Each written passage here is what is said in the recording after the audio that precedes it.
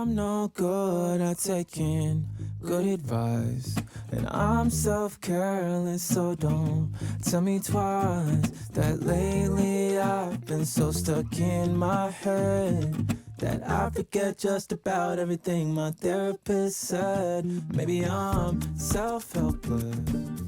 Hey everyone, welcome to Self-Helpless. I'm Delanie Fischer, and today I'm chatting with co-hosts of the PBSE Podcast, which stands for Porn, Betrayal, Sex, and the Experts, Steve Moore and Mark Kastleman.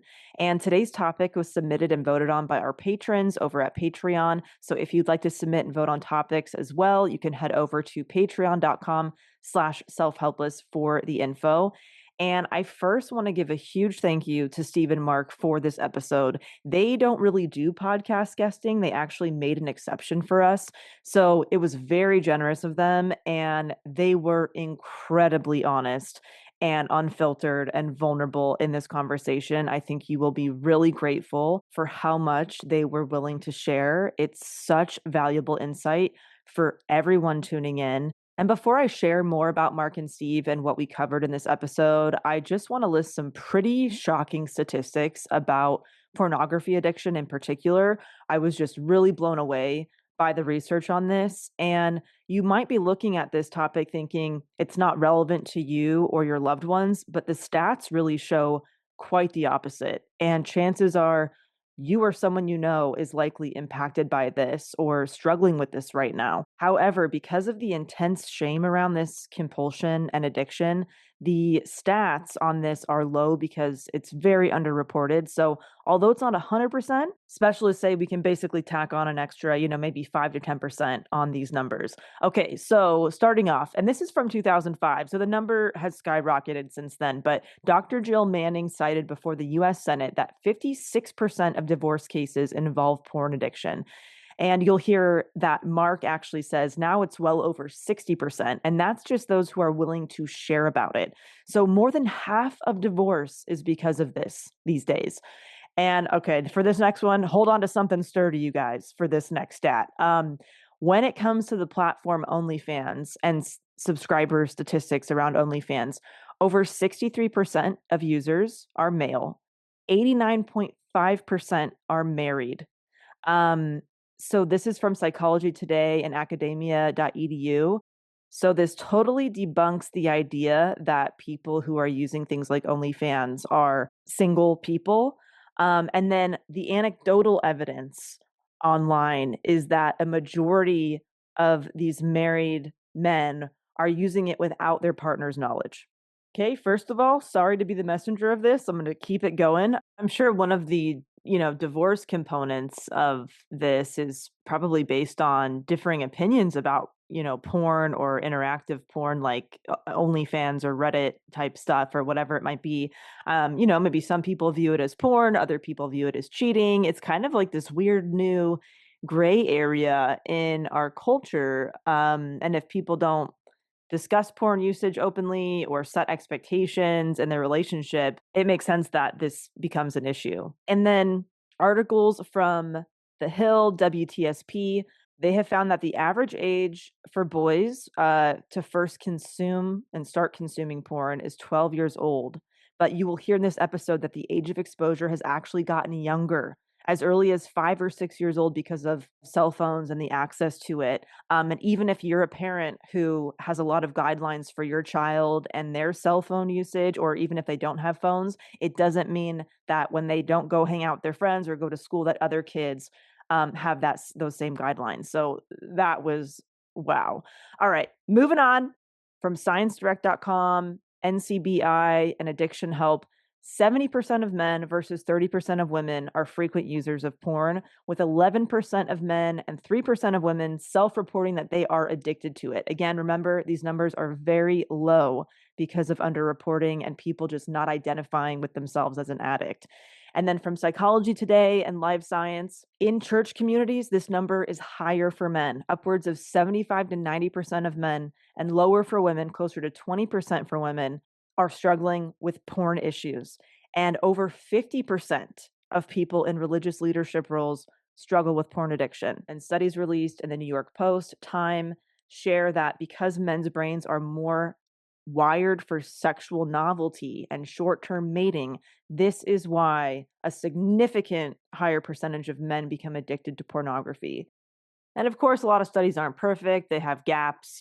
For example, are people in religious settings over-reporting because of, maybe guilt based on certain beliefs they have, things like that. But when you look at all of these findings holistically, wow, I mean, it's pretty obviously an issue for many. And Mark and Steve will talk about the damaging impact this can have on the brain, actually rewiring the brain, causing executive functioning issues, anxiety, low self confidence, suicidal ideation. If you're a parent of a young kid or preteen or teen, they can already be, hooked on this, and be hiding it really, really well.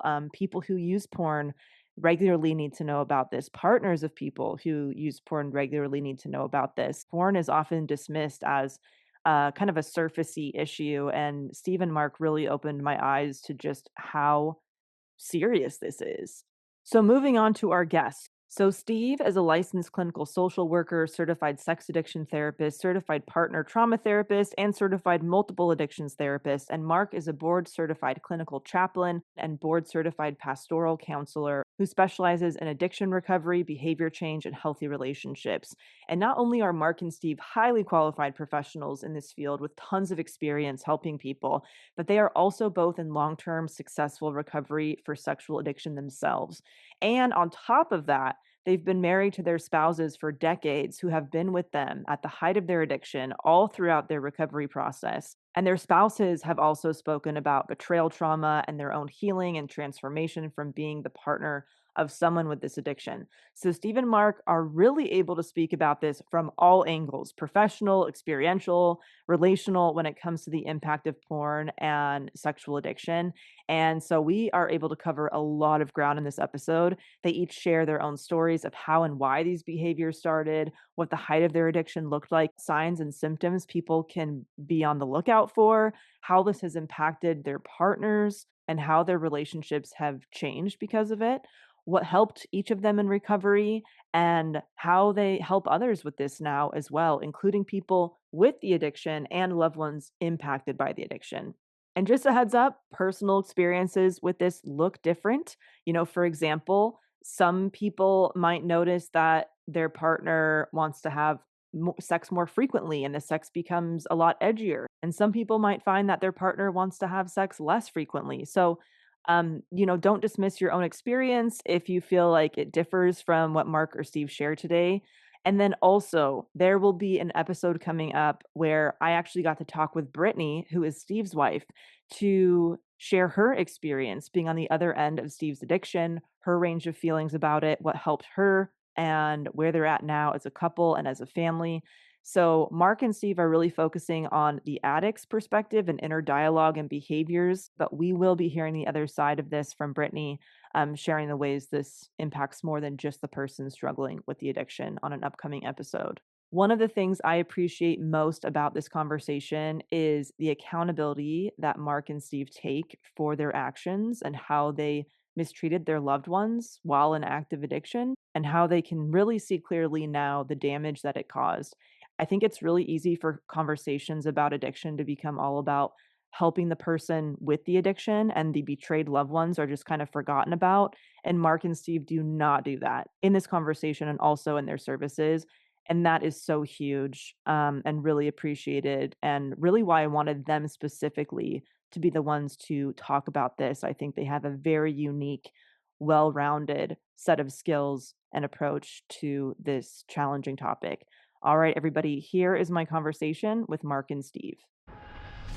Are there any updated statistics that you're able to share around porn and sexual addiction or compulsive sexual behavior? Do we have that information? Just because of like kind of the secretive nature of pornography and the social taboos tied to it, it's hard to track numbers like this because anything that you get tends to be on the more conservative side, right? You can I would say in my experience, paired with what we know about statistics, I mean, and again, if you decide that, a problem, quote unquote, is having some sort of an issue where it's causing some level of discord in their life or in their marriage, I'd say well over 50%. Oh yeah, Um, easy. probably edging 75 to 80, depending Yeah. on the demographic and the population. I saw a Yeah. statistic a while back where I think it was coming out of like divorce lawyers. About 60% of divorces were directly related to this issue. Yeah, Wow. Remember seeing Wow. that? it's a Um, staggering amount. it, Staggering amount. and one of the most Wow. disturbing statistics now is the age of exposure, of first exposure, is becoming Okay. younger and younger. Oh yeah. Some are even putting it, at age 6, 8 years of age, first exposure. I think I heard 5.5 is the most recent Yeah, it depends statistic on on that. Oh who my you Yeah. check gosh. with. And And then that's just, an average, right? You got that's to an keep that average. in mind. And Yeah. so, we see it in our world all the time. For every 50 parents out there that, give their kid a cell phone and, they put some sort of blocks or something on it to, keep them from just, out of nowhere accessing things that are going to be harmful. There's always one that just is like, here, have a phone.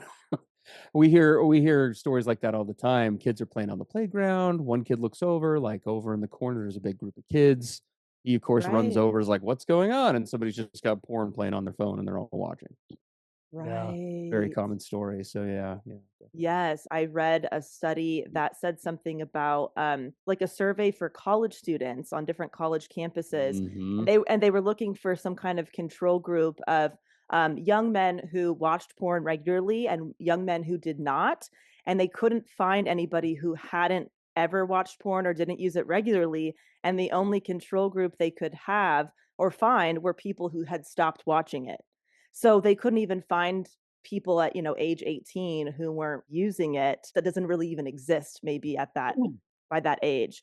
um Yeah. so what would you say are the biggest misconceptions about this kind of addiction or compulsive behavior? Yeah, I think, for a long time, and I came out of a very rigid religious environment. And so for my whole upbringing, this was very much a strict moral issue. Mm, If you're good, you don't get involved with this, and if you're bad, you do.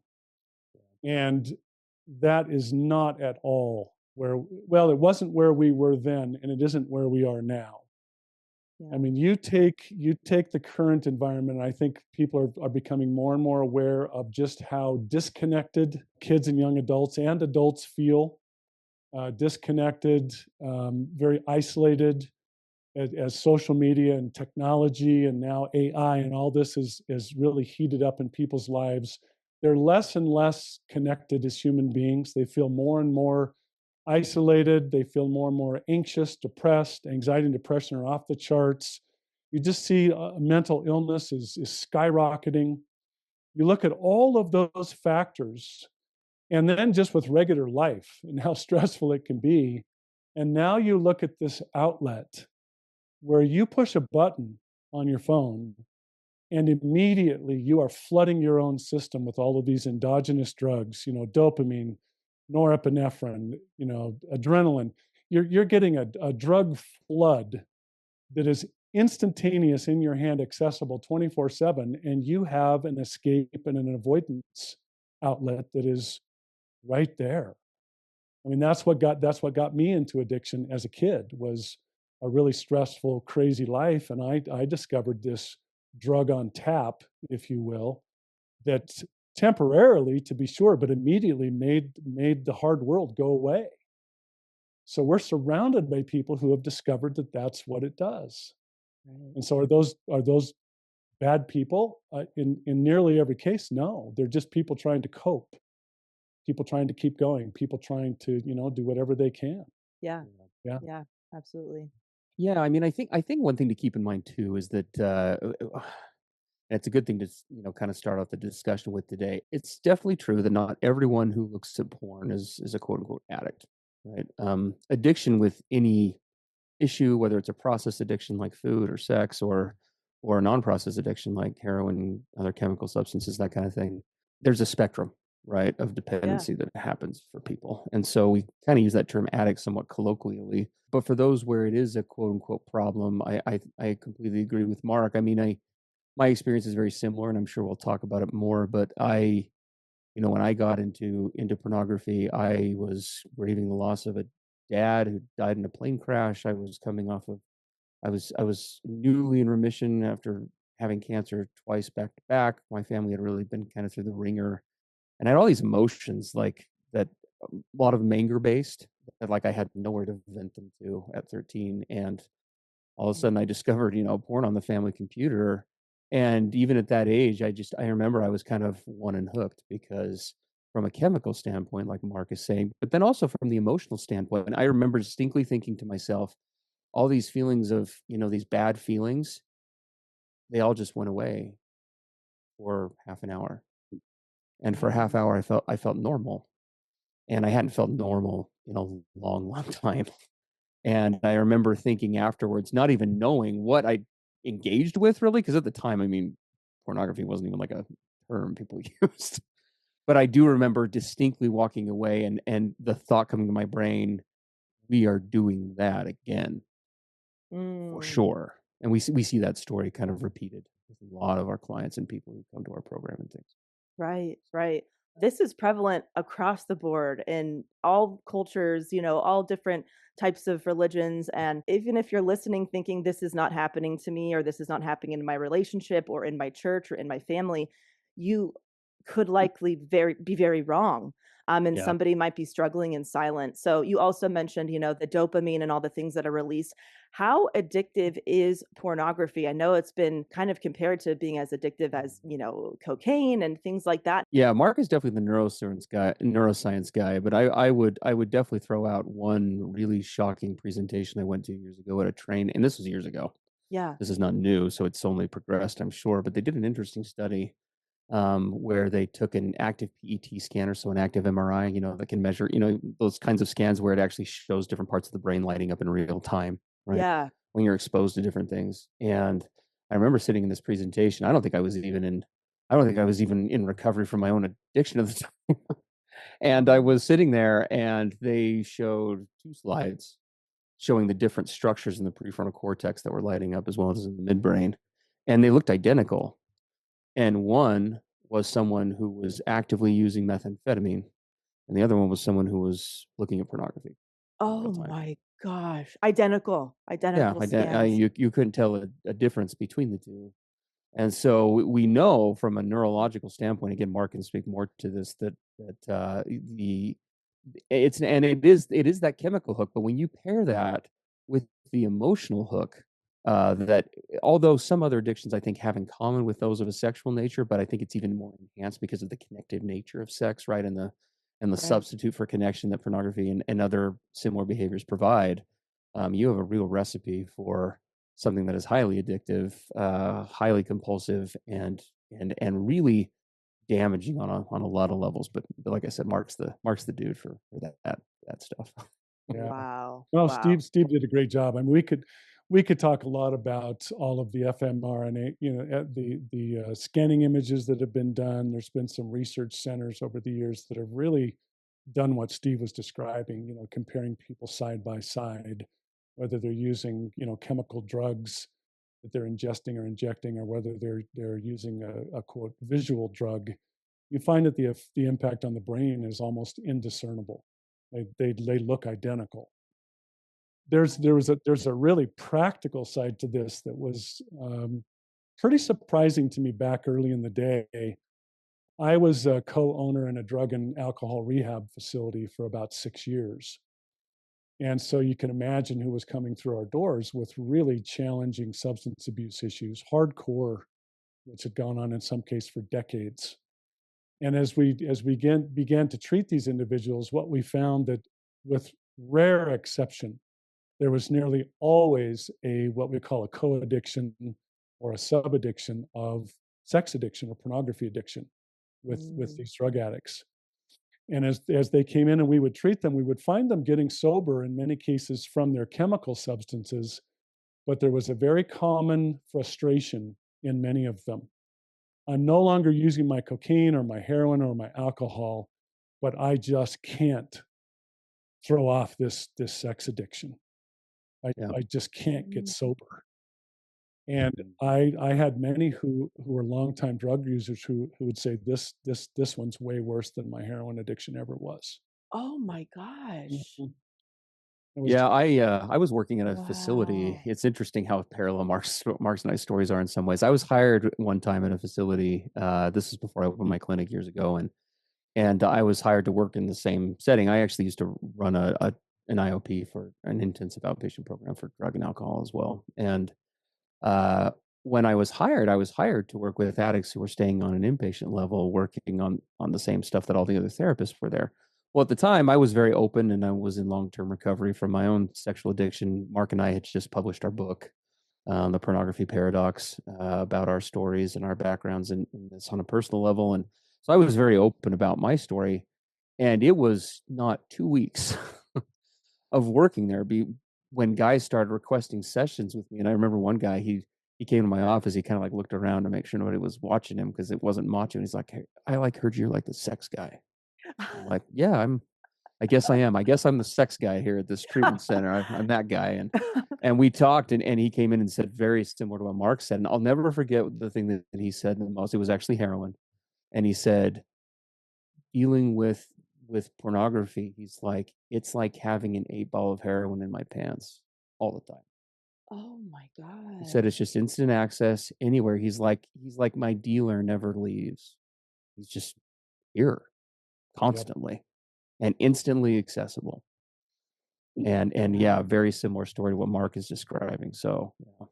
Wow, I didn't even think of that perspective of how it can be way more accessible than these other types of drugs. You know, you don't have to like call somebody up or go drive to get it or whatever. It's just you can carry it around with you. Wow, what a Right perspective. there. Yeah. What are each of your personal experiences with addiction and recovery? And this is anything that you're willing to share. Mark, would you like to start? Yeah, sure. I'd be happy to. So I grew up in the pornography production capital of the world, the San Fernando Valley, California. Chatsworth? Yep, right Yes. there. So I grew up right there in when pornography, it was before the internet, but pornography was really becoming mainstream, and that was the culture that I grew up in. So I was exposed to it very early. I and so you couple that environment with the fact that I also had a pretty tough home life. My mom was great, but she had a lot of severe mental illness, had a lot of stepdads, a lot of abuse, and I was a pretty insecure kid. I was born with a birth defect, just a lot of insecurities and lack of self worth, not comfortable around girls at all. And when I hit puberty, which was at about age 14, I was kind of a late bloomer. As soon as I hit that place and being in that culture, man, it was, I say that I was hooked the first time that I viewed pornography once I hit puberty. I was hooked from the very first experience, instantly. And what I discovered very quickly was that it was my drug of choice. Now, I was raised in a religious environment where substance use was frowned on terribly, right? No alcohol, no smoking, no drugs. It was not just frowned on, you were an outcast if you were caught doing those things. So I discovered the stealth addiction. I could get all the coping and escape and pleasure seeking and avoidance and numbing out and feeling okay, and nobody knew. And so I became really good at putting on a facade, active in my faith. From what everyone could tell, I was the perfect church person. And I was Dr. Jekyll and Mr. Hyde. I had this whole secret life going on behind the scenes in the dark that I was going to take it to the grave. No one could find. Going public and letting people know was worse than dying. Wow. I mean, literally, I could not be found out. So I took all of that into my marriage, and I hid it from my wife.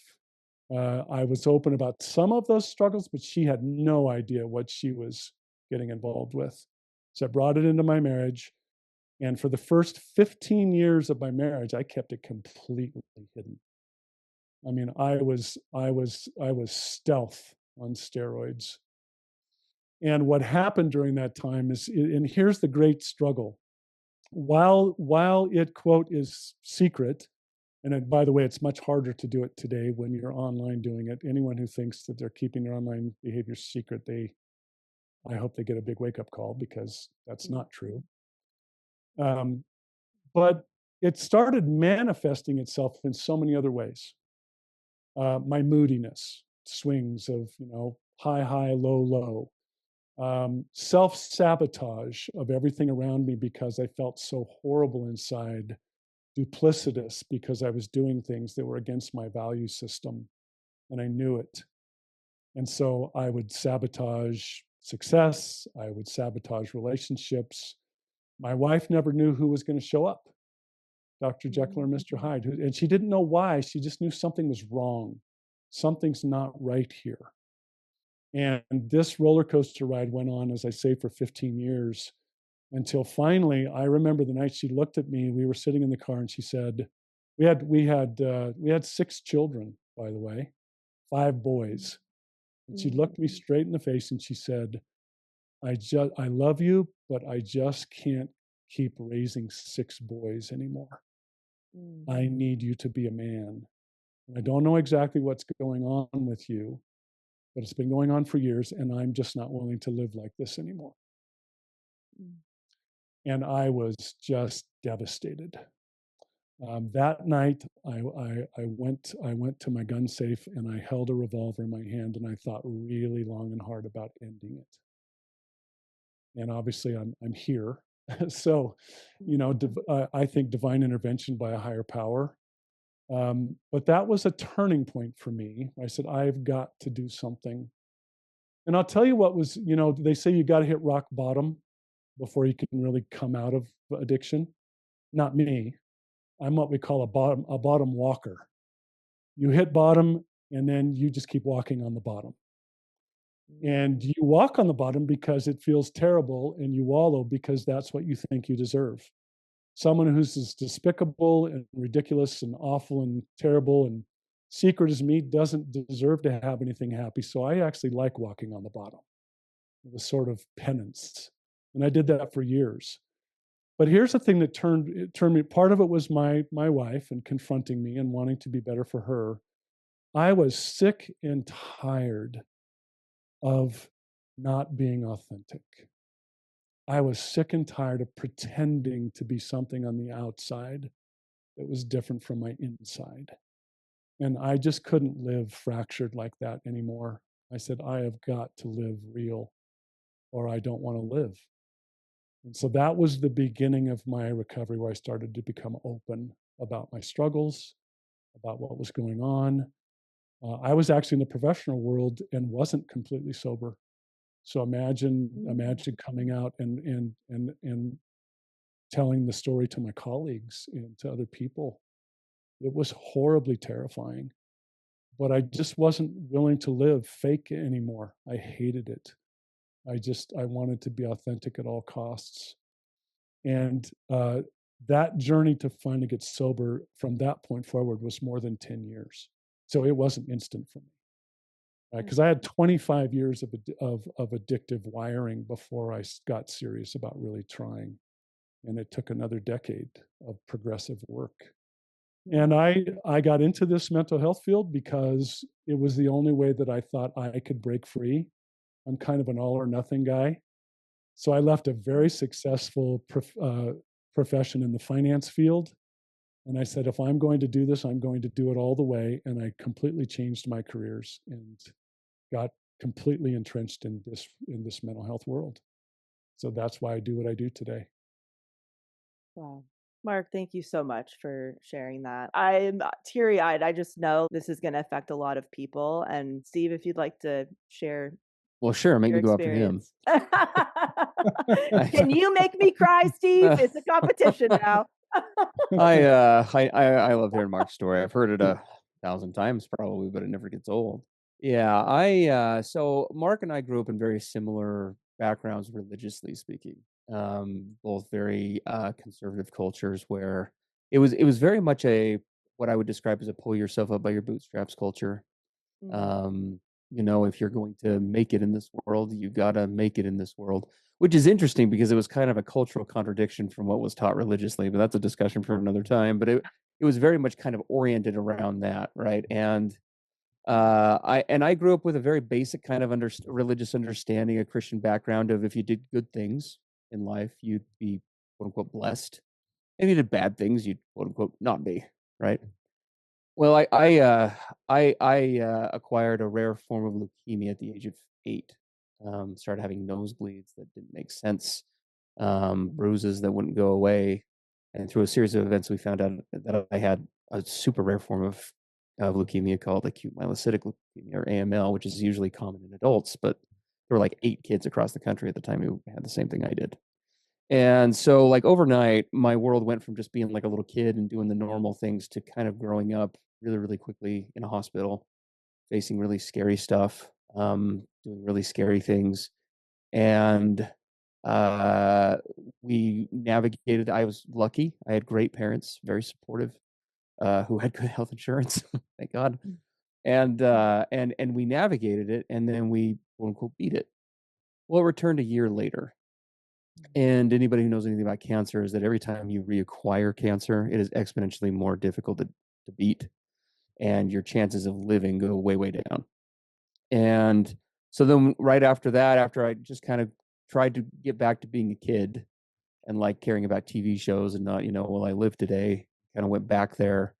And I remember having really scary, again, conversations with doctors a little bit older at that point. They just told me, and we had talks that first day, that there's a good chance you aren't going to make it, but we're going to do our best.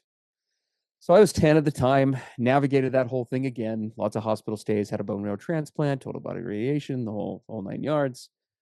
And and then finished that. And the reason why I share that is because I had this idea, again, if you do good things happen. If you do bad things happen. So I kind of figured, like, in the cosmic scheme of things, like, I'd racked up some serious brownie points. Like, okay, like we've been through it, right? Like, my family's been through it. Like, we should be good now. Yeah. And then 2 years later, my dad got on a plane for a business trip and never came home. His plane crashed an hour after takeoff. And Oh my God. and then our world changed again. My dad at the time was my best friend. I have 2 sisters and a mom, and it's no secret, and my mom's very open about this. My dad was the nurturer in the family. He was kind of the mom from that perspective. My mom found herself falling into that role, but that was not her sweet spot. So I was a drop of testosterone, now living in a sea of estrogen, and I was angry. I was angry at my dad for leaving me. I was angry at the people who flew the plane. I was angry at God, but none of them were around to be pissed at. They were all gone. And I just had all these feelings. And I actually remember this vaguely, but my mom tells the story of, I came to her one day in the kitchen. I just came in there sobbing. I just said, "Why does God hate me?" And she said, "What do you mean?" And I said, "Well, he has to. I mean, look at our world." Here I am, 13, 2 bouts with cancer, dead dad. And I just kind of, and luckily my dad's brother, he sort of entered the picture, and we were close before that, but he kind of became like a second dad. And I was like, oh, relief. He lived close by. We got really close. And then 2 years later, he died of a heart attack at 36 in his sleep. Oh my nowhere. God. And in some ways, as I look back, that was almost more devastating, which is weird because I was far more closer to my dad. But here's the reason why, and this is why it ties into my story, because my brain registered at the time as what we now know as complex trauma, because now my brain saw a pattern. And the pattern is that if you get close to people, they go away. So you can't do that anymore. You can't get close to people. You have these 3 women you have to look out for. I had people at my dad's funeral and at my uncle's who were saying all the things that look really great in a Hallmark video, but are horrible. Like, you're the man of the house now, and all these different things. And so I became kind of like Bambi's dad on the hill, never talking. I just was like the stoic Batman of the family who just kept all of his emotions in and just was trying to be completely rock solid. And I just disconnected from like planet Earth.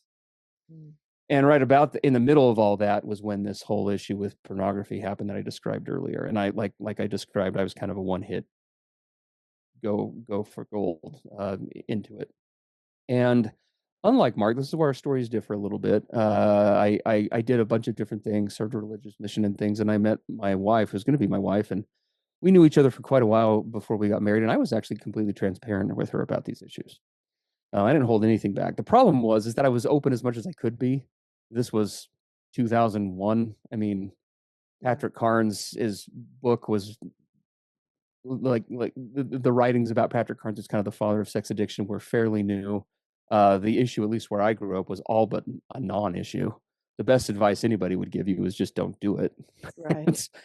And so we had no idea what we were dealing with, kind of like what Mark said. I was open with her, but we were just both horribly naive. We were like two kids playing with matches, just like, and it looks cute, and then you like back the camera up and there's like kegs of TNT everywhere. Like that's what was going on. And for a year and a half, and I was coming into my marriage with all sorts of awesome advice, like, well, if you just get married, this won't be a problem, right? Fake sex with porn and masturbation, you can have the real thing. You'll be cured, right? And that's kind of, I mean, logically that sort of made sense, and that worked for about a year and a half. And then I found out very rapidly on an experiential level, we learned later when I went to school, and that's that this is way bigger than sex. The addiction that I was dealing with, and I know Mark would describe his as the same way, and most of the guys that we work with, it has far less to do with sex than most people realize. That's the medium, but it isn't. It is a problem, as we tell our clients. It's not the problem.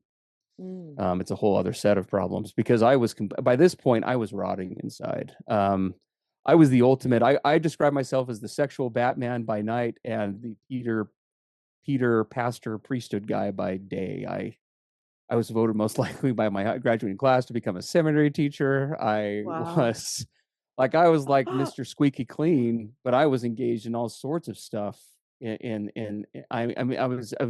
was two-faced, and it was killing me, and I was just completely fake with everyone. Nope, not real with anybody. My mom knew something was off. She tried to get me to go to therapy. I refused.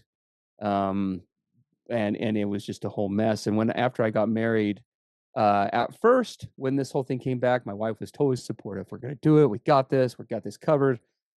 And she was like that for years. And unfortunately, it enabled a lot of my behavior. I took her love and used it in an enabling way, and kind of it gave me sort of a pass.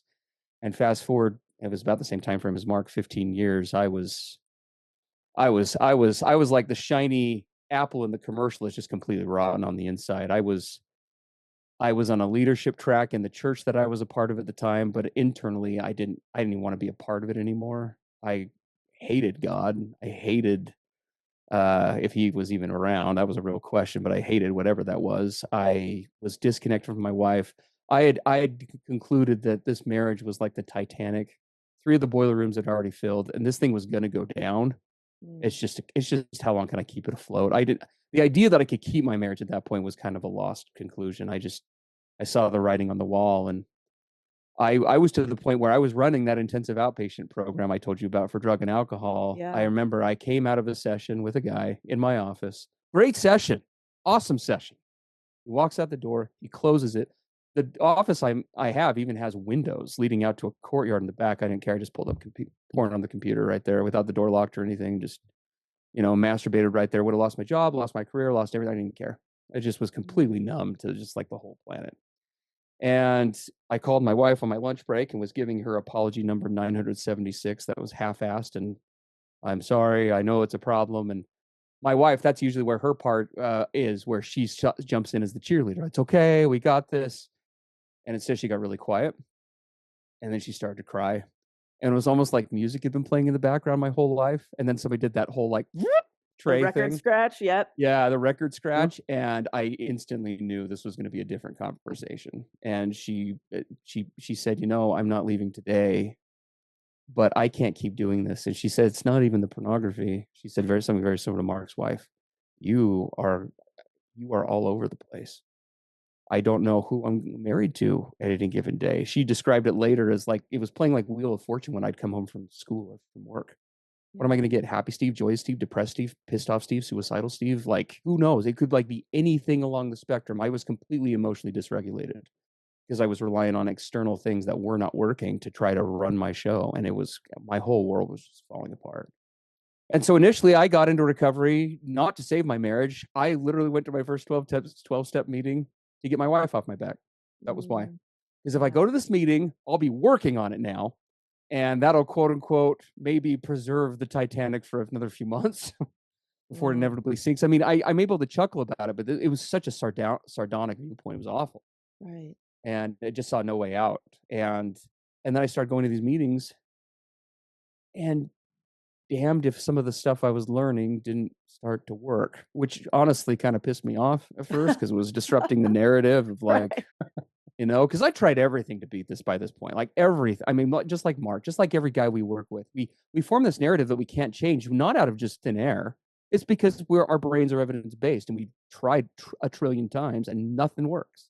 Willful bats to the testicles, blood oaths of like consequences that we tried everything and nothing would stop this. And so when after I got a month of sobriety, I was like, done that 1,000 times. And then I hit 3 months, and then I had lots of disruptions, and this was a period of years. But I remember when I hit a year, and I knew something was different. And once I started to see the change was when there was actually some sort of a momentum. Yeah. To where maybe this isn't just about surviving. Maybe there's something more out to life than just porn, masturbation, junk food, and so that's where I started to break free of that, and now I hear and so fast forward, Brittany and I, we fast forward $15,000 of therapy and doing it all the wrong ways at first and learning the right ways. My sobriety date is October 13th of 2014. So wow, 10 years free of that. Over 10 years. Hearing what you went through, I mean, I imagine anybody in your position would be like, I can't catch a fucking break, and being just wanting to reach for anything that could numb or help you escape. And both of your experiences really show this underlying emotional pain as the driving force to the behavior. So you both mentioned a couple things, the loved ones in your life noticing that something was going on, but not knowing what it was, especially because you can hide it. Like you mentioned, kind of stealth mode. What kind of things were going on? Let's say somebody's tuning in right now and they might think one of their loved ones might be going through this.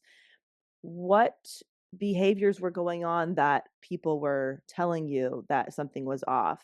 Yeah, it's a great question. It's a tricky question because a lot of these symptoms are common in many areas. They can be common for clinical mental illness.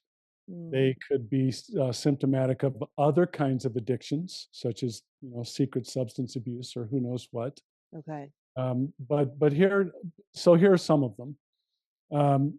Especially an inconsistency of emotional state. So my wife would call it the roller coaster ride with Mark. Right? He's up, he's down, he's here, he's there.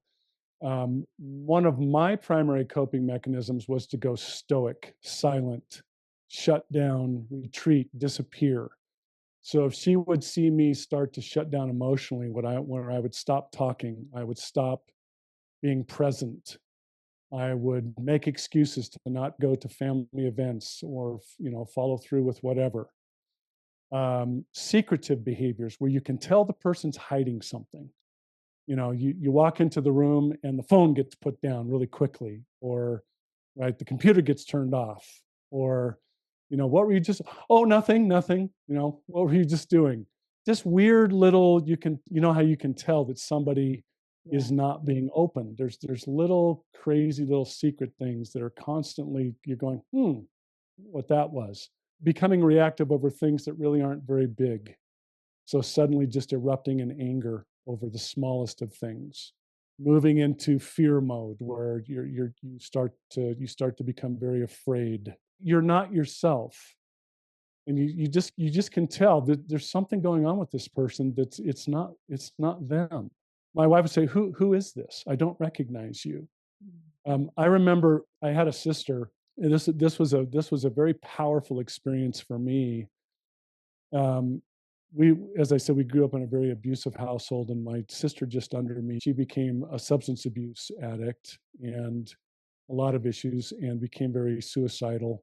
Her way of coping was to get in your face. So I was her older brother, but she intimidated the heck out of me. I was very afraid of her. She was 2 years younger. So I avoided her because that was my style. Avoid, avoid, avoid, escape, escape, disappear, disappear. And I was not there for her. Well, when she was in her later adult years, I remember she'd attempted suicide, and I'd come to visit her in the hospital. And I walked in the room, and she's got all these wires and all the stuff hooked up on the life support. She sees me walk in the room, and this is what she says to me. "Oh, there you are, you damn coward." I hadn't seen her in over a year. I drove several hours to get there to the hospital, and this is the first thing she says to me and me walking through the room. Well, I'd come a long way in my recovery. I had been a lot of years as a counselor. I just looked at her, and I knew that there was nothing to say right then. She was not in the space for us to have a conversation. So I turned calmly and walked out to the waiting room. But here's what hit me, her words: "You're nothing but a damn coward." What was under my sister's words? "Mark, our whole lives, whenever I needed you, you disappeared. You escaped. You ran away. You cowered and shrunk and went small and weren't there for me. And the only way she knew to express that pain was to say, 'You're just a damn coward.'" But that cower word really hit me hard. And it was another turning place in my healthy living, advancing my healthy living was, I am no longer going to cower. Even when things are hard, difficult, embarrassing, awkward, painful, right? Conflict, I am going to stand up and I'm going to face it. And I'm not going to cower. And so the reason I say that is that was another sign to those around me. Why does he always disappear? Why does he always go quiet? Why does he always go small? Because we've seen him be courageous at times. We've seen him be a really, gung-ho, go-forward guy, but then he just sort of fades into the background. And that was a big part of my symptomology. I definitely agree with Mark, what Mark's saying, and that emotional dysregulation, right, being all over the place was true for me. Mark and I have so much, and I think it's one of the reasons why we get along so well and why we work together so well is because our stories are similar and not in all the right ways. I was Mark's sister, I guess, Interesting. for lack of a better term. And that probably comes from a couple of places, but we addicts, we are not thriving in our world. We are surviving to one degree or another. And when you talk about survival, then that's when you get into the fight, flight, freeze response of the brain, right? That's where emotionally the brain goes. And most addicts, depending on the severity of what they're dealing with, they live there far more than they realize. I don't know that I ever left that place from like 2004 beyond until I got serious about recovery. I didn't even know it. And so for me, it was definitely fight. Now, the other pieces would show up. I would get shame-based or sad or shut down. It's like my wife would put it, I would throw in just a dash of those things just to keep it interesting. But it was mostly very much aggressive, like, "Oh, you want to go there? Well, let's go there." Right. And so that failure to emotionally regulate, I think, is a huge one where you see somebody, because things like this would happen, like where like my wife would tell me that like the family dinner had changed like an hour and I would just lose my shit. I would just fly off the handle. Like, what? And I just resent it for like the next 2 days. It's like, bro, we moved dinner from 4:30 to 5:30. Like, it's all good. And I was reading into it. I'm personalizing it. Who the hell do they think they are? Why don't they think about these? It was constantly, and I think a lot of that was projection.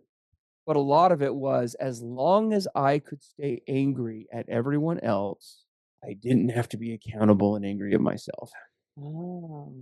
So as long as I could vent or direct anywhere but me, and now there were some legitimate things that that caused issues, but it was my specialty was resentment. I'm just going to resent the hell out of everyone and everything. I'm kind of cowardly, like Mark describes. I'm not going to actually confront them about it in a healthy way. God, no, of course I'm not going to do that. No, I'm going to just resent them or have blow-ups or whatever. So that would be a part of it. I think another piece is that addicts get very, at least in this world, are very uncomfortable with vulnerability of any kind. So being able to, like, touching on topics, I was fine to talk about I could talk about surface level stuff all day. But the minute you started bringing up the touchy-feely stuff, that's where the prickles would start to come out. I could almost in my mind visualize, because what you're anticipating as an addict is what Mark indicated earlier. It's this fear of being found out. I was very similar to him that way. I'd rather die. Like straight up. When my brain thought about what it would be like to be exposed in this professionally and otherwise, because I was running clinics and stuff at the time. Right. I mean, my brain couldn't even come up with the result. It was just like this question mark in my brain, which scared the hell out of me. Like, I don't even know what that would mean. And so anytime anybody would edge towards anything vulnerable, that's what addicts think in the back of their brain. Don't think, don't feel, don't think, don't feel. And so it was just like anything to get away from that. You'd change the subject, you'd get kind of tight-lipped, you'd get dramatic about something else, you know? And there's some practical sides to this as well, really practical. You notice in a person that they are very distracted in public. Yeah. They're scanning. They're Wow. you because you'll when partners start to notice this, they start watching what he's watching. Oh, They can see when a interesting. certain type of woman walks by, his eyes follow. I got really good where I'd hold my face perfectly straight and my eyes would go sideways. I think I developed peripheral vision in the back of my head. I didn't want her to see me looking, so I drop something on the ground and bend over to pick it up as I look over as I'm standing back up. All kinds of crazy little things like that.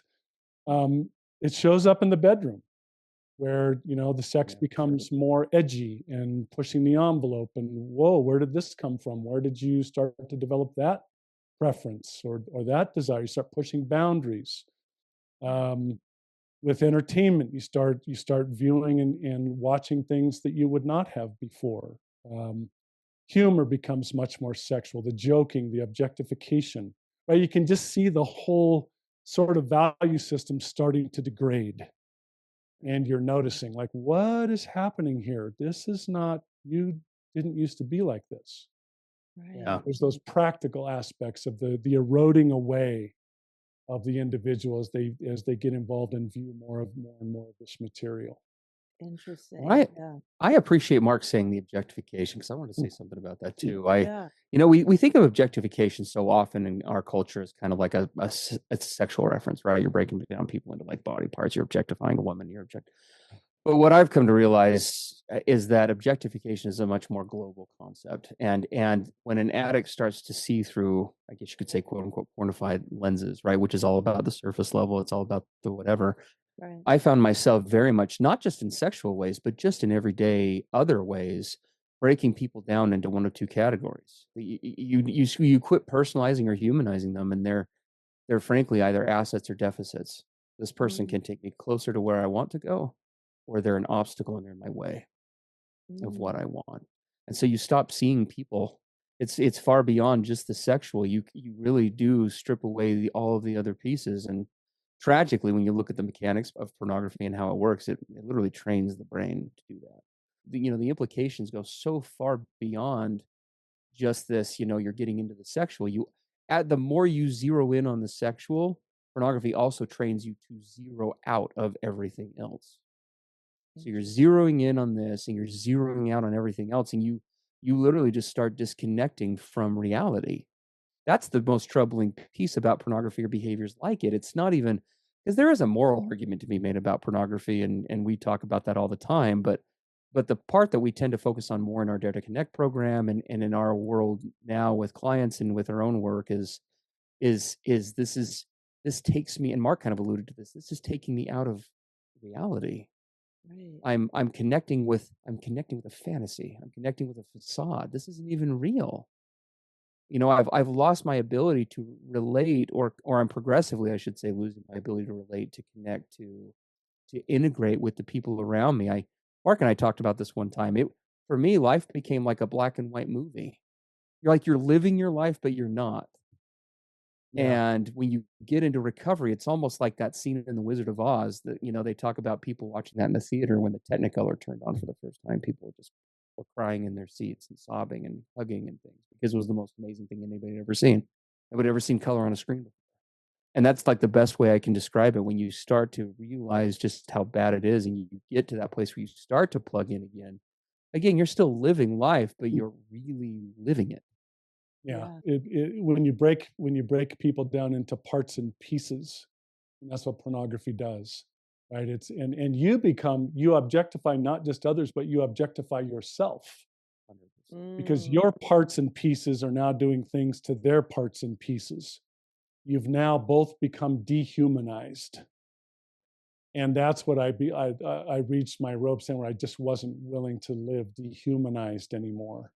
Yeah. And Steve and I often talk about when we got into real recovery, we rejoined the human race. Yeah, I remember we were talking about this one time, and it was so evident, like in my marriage. Like I always loved my wife. I don't think I ever stopped loving her, but as much as a guy who's obsessed with sex could at the time. But I do remember the dependency that I had on, like Mark said, the objectification really does go two ways. If the health of my marriage literally got to a point where, even though I thought I was doing a good job of keeping those worlds separate and compartmentalized, I wasn't. If we had sex 5 times in crazy positions that week, our marriage was like perfect. It's like, oh my gosh, we have like the best marriage ever. People are idiots. How do they not know how to have this good of a marriage?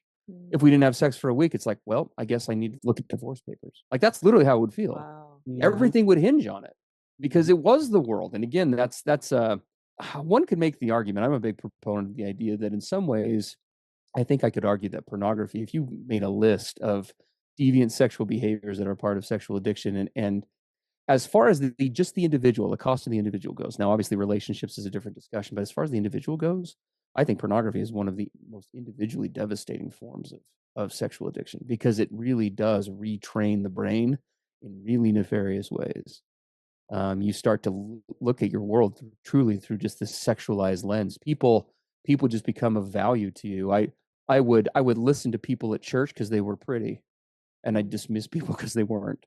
I would be interested in subject matter that somehow affiliated with sex, and nothing else would hold an interest for me. Like it was just, again, your whole world starts to progressively kind of revolve around this, and it develops this incredibly just myopic view. It's hard to describe. It's weird to describe that, like as a sane person now. It actually makes complete sense how this would permeate every area of your life. What is that quote? How you do one thing is how you do everything. And it's so interesting of both of you mentioning that this relationship with pornography started so young. It was there for so much longer before your wives, right? So you're bringing this relationship into a new relationship, and it's been around a lot longer. And so now that you are in recovery and this is not part of your relationship, what does that feel like, having a relationship with your wife and porn at the same time, and now having a relationship with your wife in recovery when porn is not that kind of third party? Oh man, This is a great question. I love these questions. This is awesome. These are great questions. These are great questions. I mean, do the it. difference is, to say it's night and day would be an understatement. It's not even remotely close. You are so right. The whole, the first 15, 20 years of marriage, there was always this, I don't want to be too blunt, but it was a threesome. Yeah. It was my wife, me, and the mistress. The pornography sexual addiction mistress was there all the time. Not just when we're having sex, but all the time. It's always in the background. And one of the biggest things that it did, that it took from me in our relationship, was my ability to be fully present with my wife, to be all there, right? We talk about intimacy. Into me, you see. Into you, I see, right? Intimacy. I completely kept myself aloof from intimacy. I wasn't going to let anybody see into me. I wasn't going to see into me. Rather than see into me, I escaped and went into my sexual outlets. But when I finally started to take the risk and be vulnerable to let my wife see me, and she could tell that I was being fully present and transparent, we call it honesty at all costs. All costs. As she felt that, she started to then feel safe enough to get vulnerable and show me parts of her. And we started to see each other. Now we live in this, we're still working on it, but it's like a daily world of vulnerability. We say what we mean, we speak our truth, and we're safe to do so with each other. And it is a universe away from where I used to live. I didn't know that relationships could be like this. I didn't know. I went searching in all the wrong places for that intimacy that I yearned for. I didn't know that's what I was wanting, but I was wanting connection, really deep, awesome connection that I learned as a kid wasn't safe. Because if you were vulnerable, bad things happened. But I've learned now what being vulnerable means, and the freedom of it, the openness of it, the depth of it, right? To see, like see each other in your wholeness, or working towards seeing each other in your wholeness. It's a whole different world.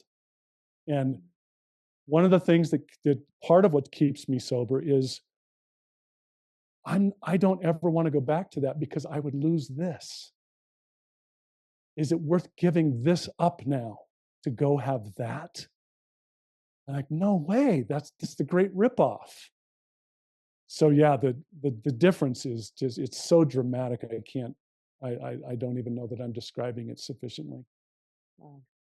Yeah, I mean, there was always, I think, looking in my marriage, I think there was always like I said before, I always loved my wife, but I loved her as much as I had the capacity to. And one of the truths that we probably talk more about connection and intimacy and the dynamics surrounding that than almost sex more in our program, because really this issue is so much more about that. But one of the things we teach is that the degree to which you can connect with anybody else is the degree to which you can connect with yourself. I mean, that's the glass ceiling that you have to. If you can't love yourself, how much can you really love somebody else? And I think that was definitely true in our case. And I mean, I saw my wife as much as I could, but there was just so much shit going on in my world that it was kind of similar to the other relationships in my life. I was connected as I could be with it, but being an addict is like having 3 full-time jobs. I don't even know how else to say it. Like, I look back at acting out and the concealment around it. Like, I don't know how I did it. As long as I did. Mark and we both talked about this before. Like, it just, because it takes so much time and emotional energy. The obsession about, how do I look to people? How do I appear? Am I keeping my life straight? Am I, you know, it's just, Yeah, sounds and there, exhausting. Yeah. yeah, you're just Yeah. distracted and you're just not Yeah. emotionally available. And then you stack on, again, the shame and the feeling not worthy of love, not deserving of being cared about. Because it isn't just, like Mark said, an objectification of other people. It's of yourself. And that we get into this toxic cycle where we progressively are reaching externally to other things like our addiction to make us okay, because we're increasingly not okay internally. We just, every time we go through that cycle, we hate ourselves a little more. We are a little more hopeless. We're a little less open to the potential for change. And we're able to see our world a little less clearly. And so you repeat that over the course of years and then decades, and you get to this point where you're just unavailable. And as we look at it, as I look at the relationship now, we got to a point where we could start to have those real conversations. More importantly, I got to a place where I could probably have those real conversations and Yeah. actually stand in a circle of vulnerability and actually stand on my own 2 feet. I mean, I don't know what I was, but I wasn't a man at the time. I could, like, I lived in the dark. Standing in the light was just, and I remember when I first started to get serious about this and thought I could change, that was the thing that just kept coming to mind. I just want to be able to stand in the light. I am so sick of standing in the shadows. And now we do that, and I would just say the same thing as Mark. You don't realize that relationships can be this amazing until you do it. Right. You only know what you know. And I think that, today we're both able to just appreciate each other on such a deeper level on a variety of things. And yeah, but it's been a journey for sure. Yeah, you both talked about this feeling, this fear of exposure, and you'd rather choose death than kind of come out of the shadows with this. What were those moments like for you? Mark, I guess when you're finally telling your wife, or what's been going on with you, and then Steve, since your wife knew, maybe somebody else, whether it was somebody, a colleague or anybody else, a friend. What was that like? What was going through your head before those moments? Anything that you want to share? Well, I was absolutely convinced and certain that if I were to expose this part of my life, that no one would ever see me the same ever again. My reputation would be permanently destroyed. It basically it was over. It was over. I would be tarnished and tainted, and people would see me with a raised eyebrow for the rest of our lives. And I knew when I decided to go public, it was because I just couldn't live, inauthentically anymore. But I knew that it was going to turn out bad. I went forward anyway. The big, huge shock and surprise came was that for the vast majority of people, that did not happen. In Wow. fact, just the opposite took place. Just a deep sense of empathy from most, a deep appreciation of the realness. And then they finally went, oh, that explains so much. We knew that things were not right for you. And we knew that, it just wasn't you. We just never could put our finger on it. Now it makes so much sense. Thank you so much for giving us that insight. As I said, I'm kind of an all or nothing guy. I remember when I went public, I was already in counseling and a speaker. I spoke a lot. I did my coming out in front of 700 people in a public auditorium. Oh my gosh. 0 to 700. I was going to say 0 to 100, but actually 700. It was at a high school auditorium, and it was about protecting kids. And I said, I want to tell you a story about an addict. And I told my story. And then when I was done, I said, and by the way, that man is me. And it was this audible gasp in the entire auditorium. Wow. And afterwards, there was this line all the way up the aisle and out the building of people like me coming to talk to me. Oh my gosh. And that's when I knew that my fear had been greatly exaggerated and misplaced. Mm. And that's when, the work that we do really opened up. Now, I will say that I didn't check with my wife first before sharing that in front of 700 people. And that was very inconsiderate. And she wasn't very happy that we didn't decide on that and collaborate. But that's how my story got told in the open. Wow. Wow. Steve, what about you? Like first time kind of sharing, opening up? It actually happened. Mark and I have been business partners in various endeavors, ranging from running clinics to programs to podcasts, our podcast now, to all sorts of things. And it actually, I guess you could say, it kind of went global, quote unquote, when we were getting ready to publish our book, The Pornography Paradox. The Pornography Paradox is, you could rename it and just say the story of how Mark and I used to touch ourselves and look at porn, and now we don't. Because that's kind of what it is. It's kind of our stories, framed around, where we went. And when we were getting ready to publish that, both of us run in a lot of different circles, religious and otherwise. And we had some really serious talks in my office about, this is going to like blackball us from a lot of things down the road. If we do this. And I remember Mark feeling the significance of that, but I remember him also saying, well, I kind of already did that. So this is also an equally you thing.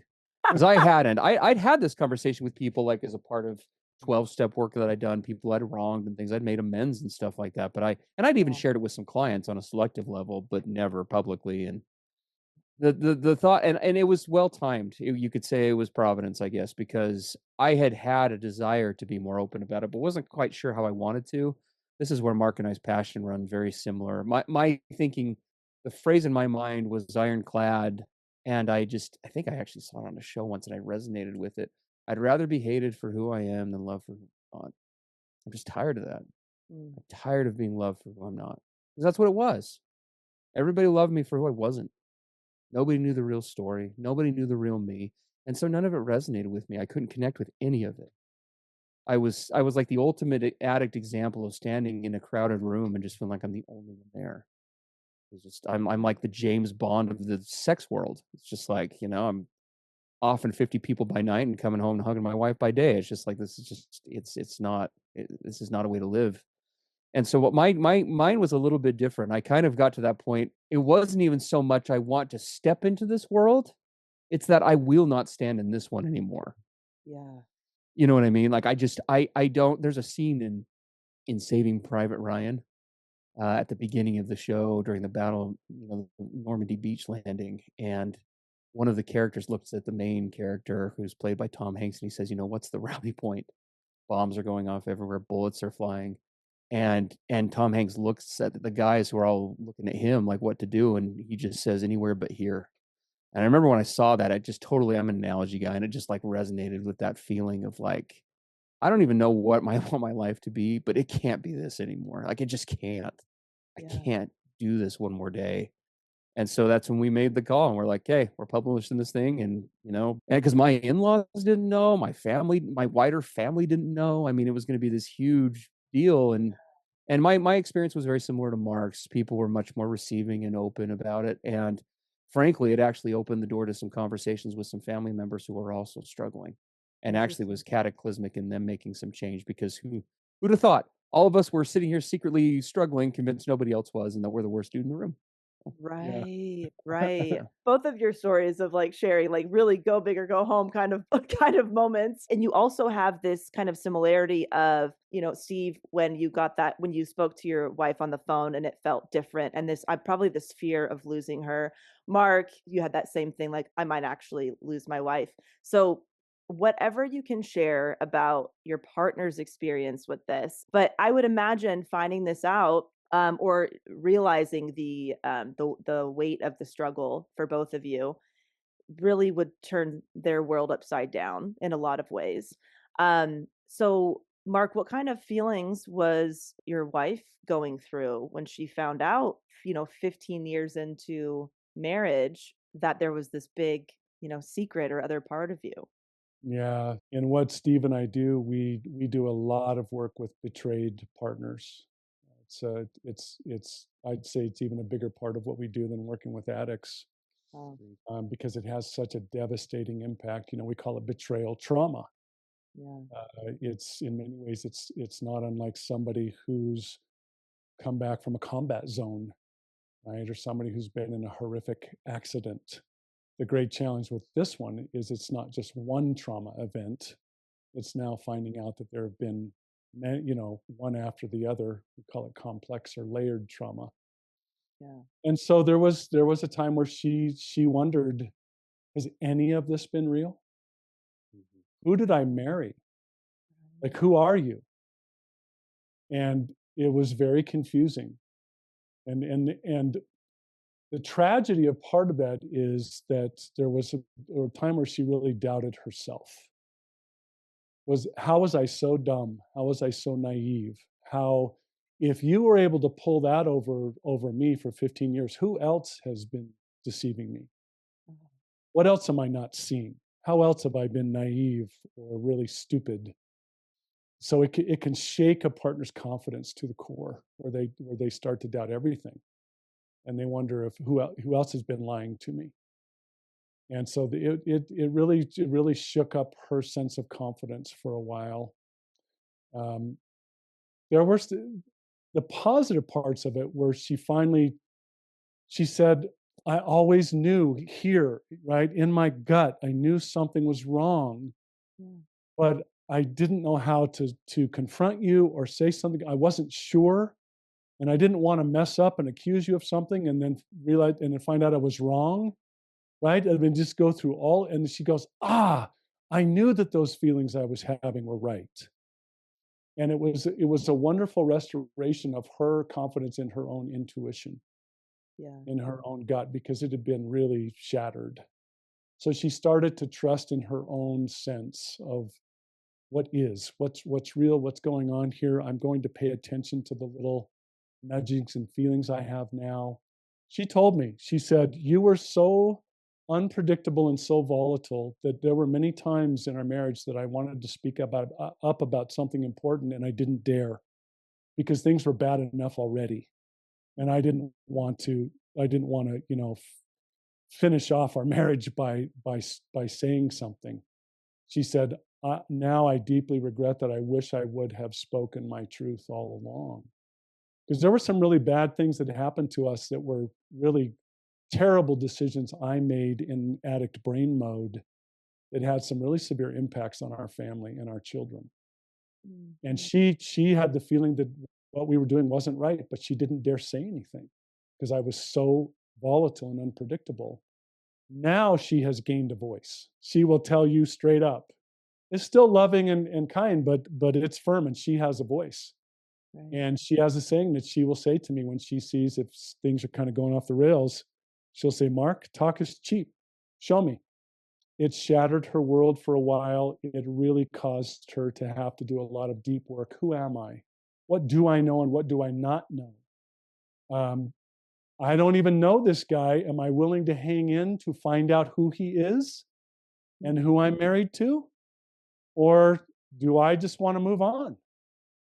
And she decided, fortunately, I mean, yeah, I'll be grateful forever. She decided, okay, I'll hang in here a while longer to see who you are.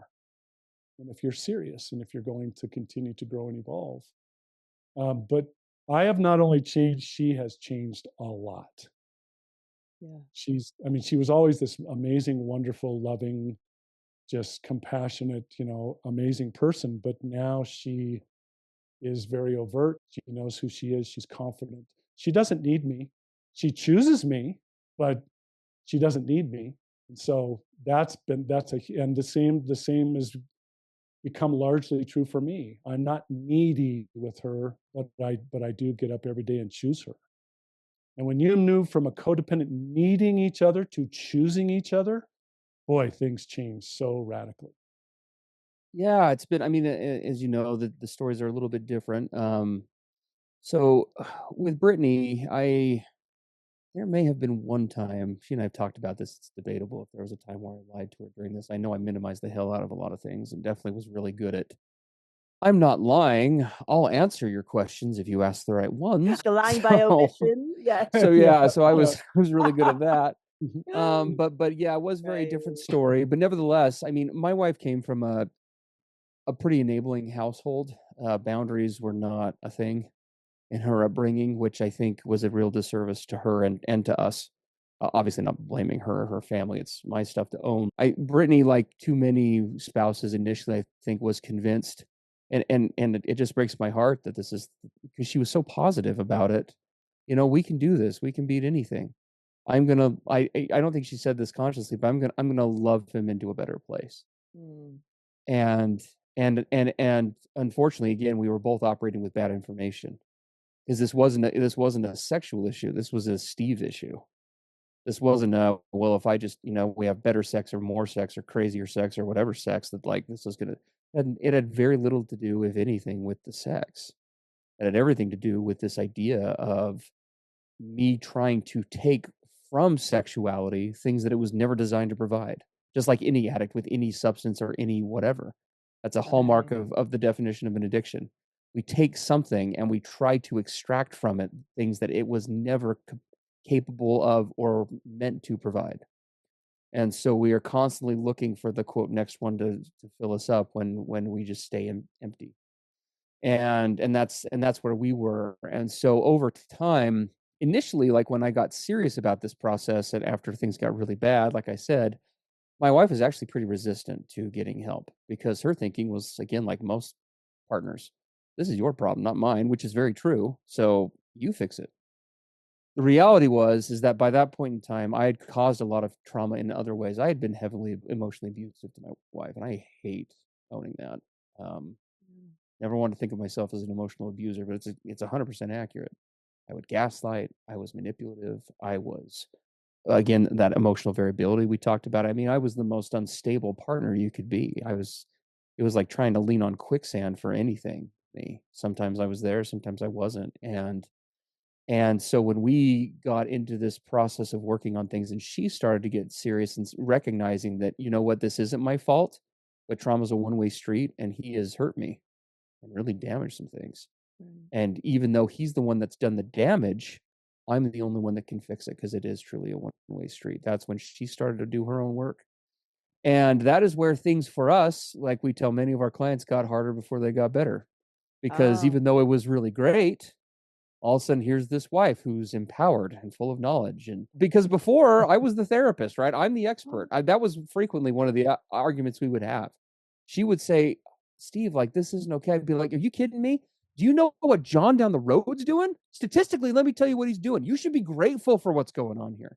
I mean, that sounds like such bullshit, but that's the reality. Yeah. That's what was going on at the time. It was bullshit to me, it was bullshit to her, but it was just total manipulation. And when she started to learn about these things, it was, she would directly tell me, "I'm not one of your clients. Don't therapize me." Like that stuff, I'm your wife. Like, we have things to work on. We need to approach this as equals. And here are my needs. And here's what I need from you. And here are the ways in which it's not happening. Now you've got to decide what you're going to do with that. I'm not here to run your show, but I am here to tell you under what circumstances I can continue to be happy in this marriage or not. And you need to decide if you're okay with that. As we said in a session in Dare to Connect a while ago, really, it was kind of the approach was, the train is going to leave the station here. I don't even have a date on when it leaves, but it is leaving. And if you're not on it, then you're not on it. Like, I can't keep doing this forever. I am moving forward, and I am hoping that you will do the same thing. Because by that point, I was sober, but you thought I was an ass before. Now I've got all the same issues, but you just took away my security blanket. Oh. So now you thought I was a child before. Well, now I'm like my 3-month-old, like on steroids, and I'm just losing it over everything. And she just said, "Look, I love you, but I can't make you choose these other things. I hope that you'll get on board." And I hummed and hawed and dramatized it. The long and short of it was that's where I got to. And she very clearly said, I hope you'll choose. And I did. And here we are. And as Mark said, we are gratefully in that place of we're really choosing the relationship. Codependency is always something that everyone has to work on in any relationship because it's constantly at risk of popping up in one way, shape, or form. Relationships are fluidic, but we do operate for the most part in a place where we're here to truly enhance other's life, as opposed to what we had gotten married under. That's probably the biggest shift. Brittany and I, like many probably listening to this podcast, we got married under the rom-com scenario. We're two broken puzzle pieces floating around in the universe, and when we find each other, it's like a little spotlight comes down. It's like, oh, now we'll make each other enough. Well, the way a relationship's supposed to work is I'm all enough all on my own. But if I'm a kick-ass person and you're a kick-ass person, and if we get together, we could make something like epic. And I think another area, and this is for both my wife and Steve's, man, they have become experts at boundaries. Yeah. I mean, they both, and they're kind of similar in their temperament. They're both lovers. They love people. They're really great nurturers. They're really compassionate. They just have endless energy to serve and lift and give. But they both did that for years and years without boundaries. And when that happens, they unfortunately they enable. We were enabled as addicts because of their endless nurturing. They get exhausted because people just use them up. And so both Brittany and LaDawn, my wife, have become very good at loving within boundaries. We now both live in boundaried relationships, and that is a radical departure from where we used to be. Real love is boundaried. Always. I love that. Yes. And I mean, LaDawn and Brittany, you're still with them. They stayed, and I'd imagine they had to see significant changes in both of you to be comfortable staying and working through. And I bet they were needing them pretty quickly, those changes, or at least the start of those changes, or the commitment to whether it was therapy and there's something called disclosure day, right? Or the process of a standard kind of disclosure. And I'm wondering if you both had that, if LaDawn and Brittany both went through that with you, because for anybody who doesn't know, you might be sitting down with a therapist, right? With your partner, and you're not exactly sure what you're about to find out. And because it's such a big spectrum, some people it's right, pornography, some it might be going to strip clubs or paying for sex or doing things in person and all that. So if anything that you're comfortable sharing or able to, what was your disclosure process like for each of you? Well, mine was what we tell clients not to do. So we have this infamous term called trickled disclosure. Oh. So mine was trickled disclosure, which means because you're so ashamed and scared and embarrassed and afraid as an addict, you're a part of you's not willing to bring everything out into the light at once. So you reveal it over time. You give a little here, you see how that's reacted to. You give a little there, see what happens, then a little more. and then questions are asked, and then it kind of comes out, and you just trickle this disclosure out over months or years. That's how it happened for me. So I was a trickle disclosure. So by the time that all came out over the years, and I knew enough, and she knew enough, and we could have been at the place for a formal disclosure, it had pretty much all come out over time. But we never, ever tell clients to go through that, because it is incredibly traumatizing. Well, it's an IV of poison and undermining the other person's reality, like Yeah, Mark talked about before, but on a continual, ongoing it's basis. Like re-traumatizing. re-traumatize it. Right, right. You want to pile up complex trauma layer on layer on layer, and by the time you're done, your partner is just traumatized, 2,000 feet deep with 500 layers, Right. and it will finish off a lot of relationships. Trickle disclosure, right? And people who attempt disclosure on their own, and they don't know what they're doing, and it's one of those things that, and it's not a self-serving thing as professionals. Like I say, we none of us, we don't accept clients because we've been full for a long time. We just say, please don't do this alone. There's so many aspects. You can do more damage with this trickle disclosure or a dysfunctional disclosure than you would have done if you had stayed secret. Wow. It's that severe.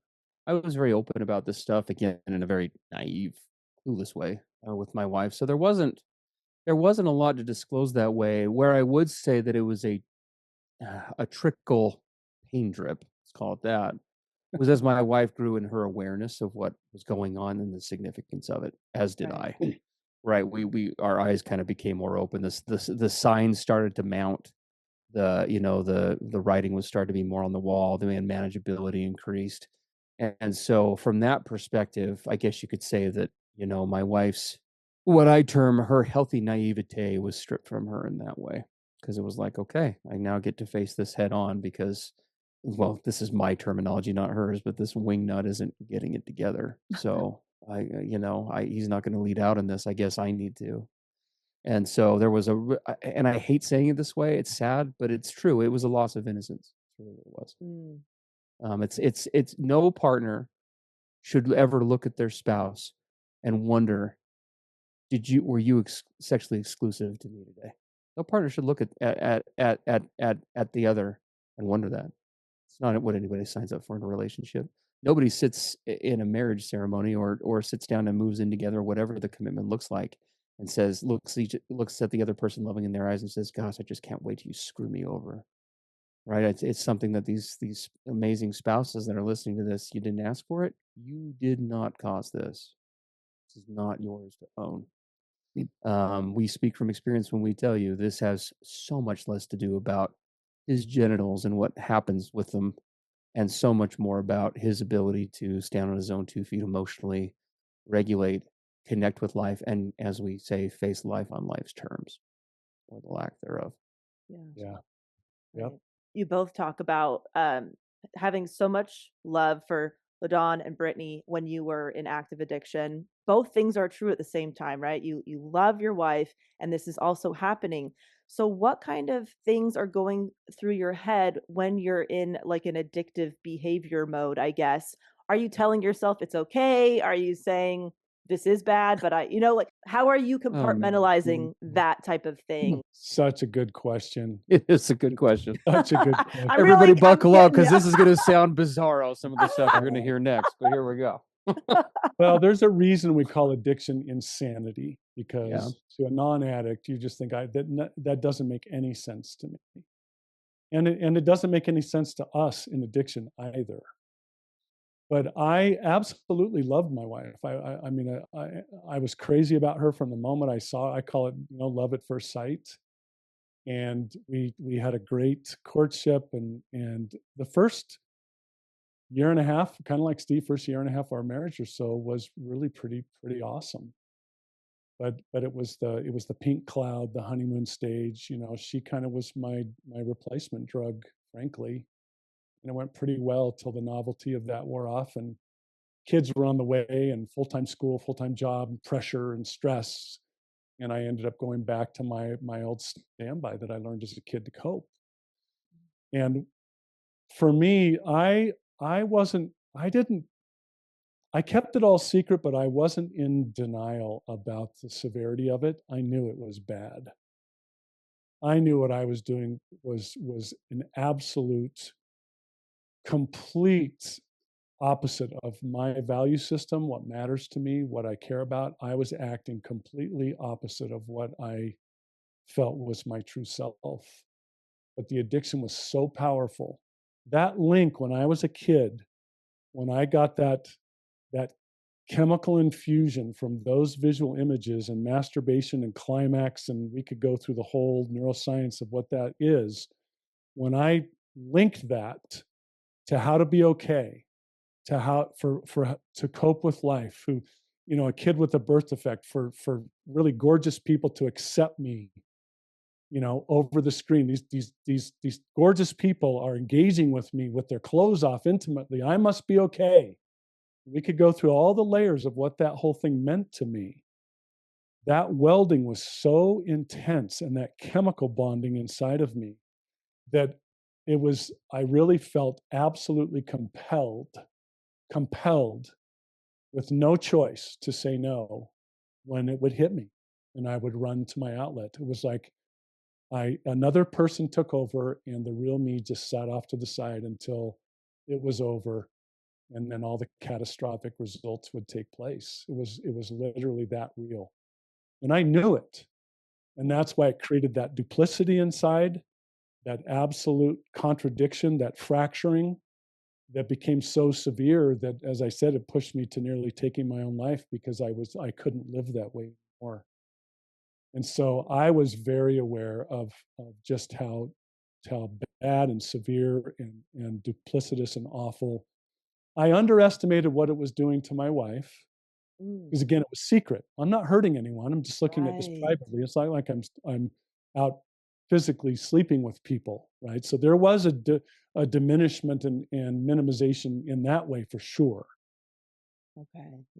But I underestimated, the impact on her, and that came very forcefully later. But the thing I didn't know how to do was I didn't know how to break free. I tried 1,000 times. I mean, sheer willpower, programs, books, systems, anything that I tried that didn't involve going and seeking and telling someone, actually.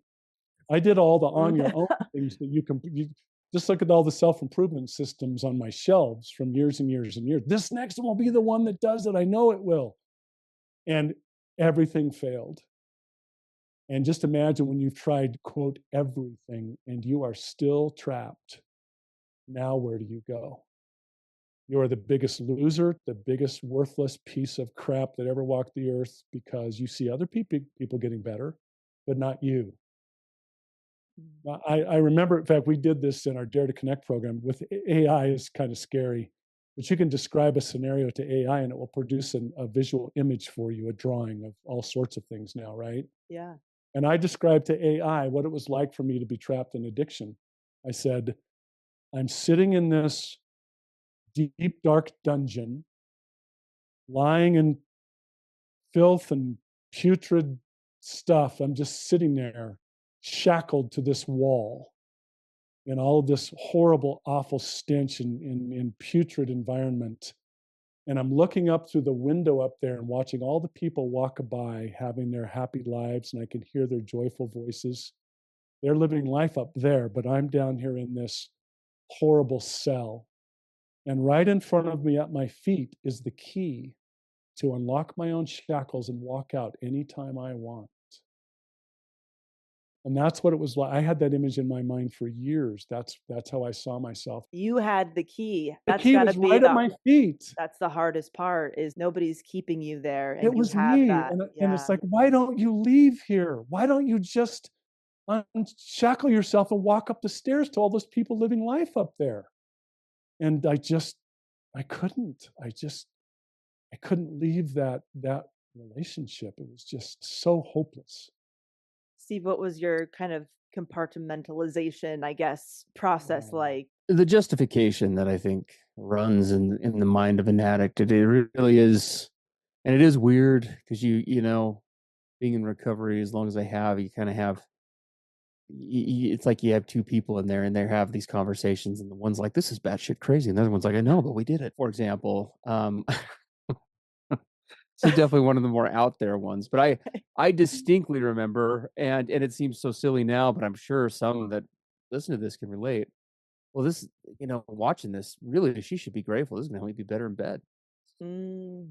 Way better at this. Like, it'll be awesome, Like, she shouldn't have a problem with this. I bet in the long run, she'll probably be okay with it. It's just, now that's at 3 a.m. with my brain swimming in about, I don't even know how many cc's of oxytocin and norepinephrine and dopamine and whatever else, but that would be an example. I do remember, as far as not sharing or not being as open, right? Again, I pride myself on never lying, but not being like as proactively open. I mean, and there's an element in of truth to what I'm going to say, but it was like 10%, and the other 90 was fearing the consequences. But I don't want to hurt my partner. If I tell him about this, that's just going to hurt him. It's just going to, cause problems. It's just going to. Yep. She's already dealing with so much. Why would I want to put more on her? So you see how easily, I can go from being the guy who's the betrayer to all of a sudden I'm like the knight in shining armor. Like I'm the thin blue line between her mental destruction and, I'm Batman. I'm keeping the secret. I'm Bruce Wayne. I'll keep it so no one else has to. Like, what? Yeah. Right. But again, there was an element of I didn't want to hurt my wife, but why? I didn't want to hurt my wife because I was scared of the consequences. I was scared of the outcomes. I was scared of what that would mean. I was scared of just being open about it myself. I didn't even, the first time I ever attended a 12-step meeting, I mean, I remember, because they always go through, I'm so-and-so and I'm a sex addict or I'm a whatever. And I remember the first meeting I went to, first of all, I lied and I said that I was Bob because I was so scared that somebody there was going to know me. I wasn't even going to give my real first name. And the first time I said I was visiting, but I remember a few weeks later when I went to go say the I'm an addict part, and like my breath just kind of caught in my throat. Like I couldn't, like physically, my brain was like, no, you can't talk about that. So anything to, again, keep the focus off of me. There was a lot of, we call it blame shifting, right? It's a psychological term for, like the name implies, right? Taking responsibility or accountability for something and shifting it elsewhere. Well, Brittany's mad at me. We didn't have sex this week, so really this is her fault.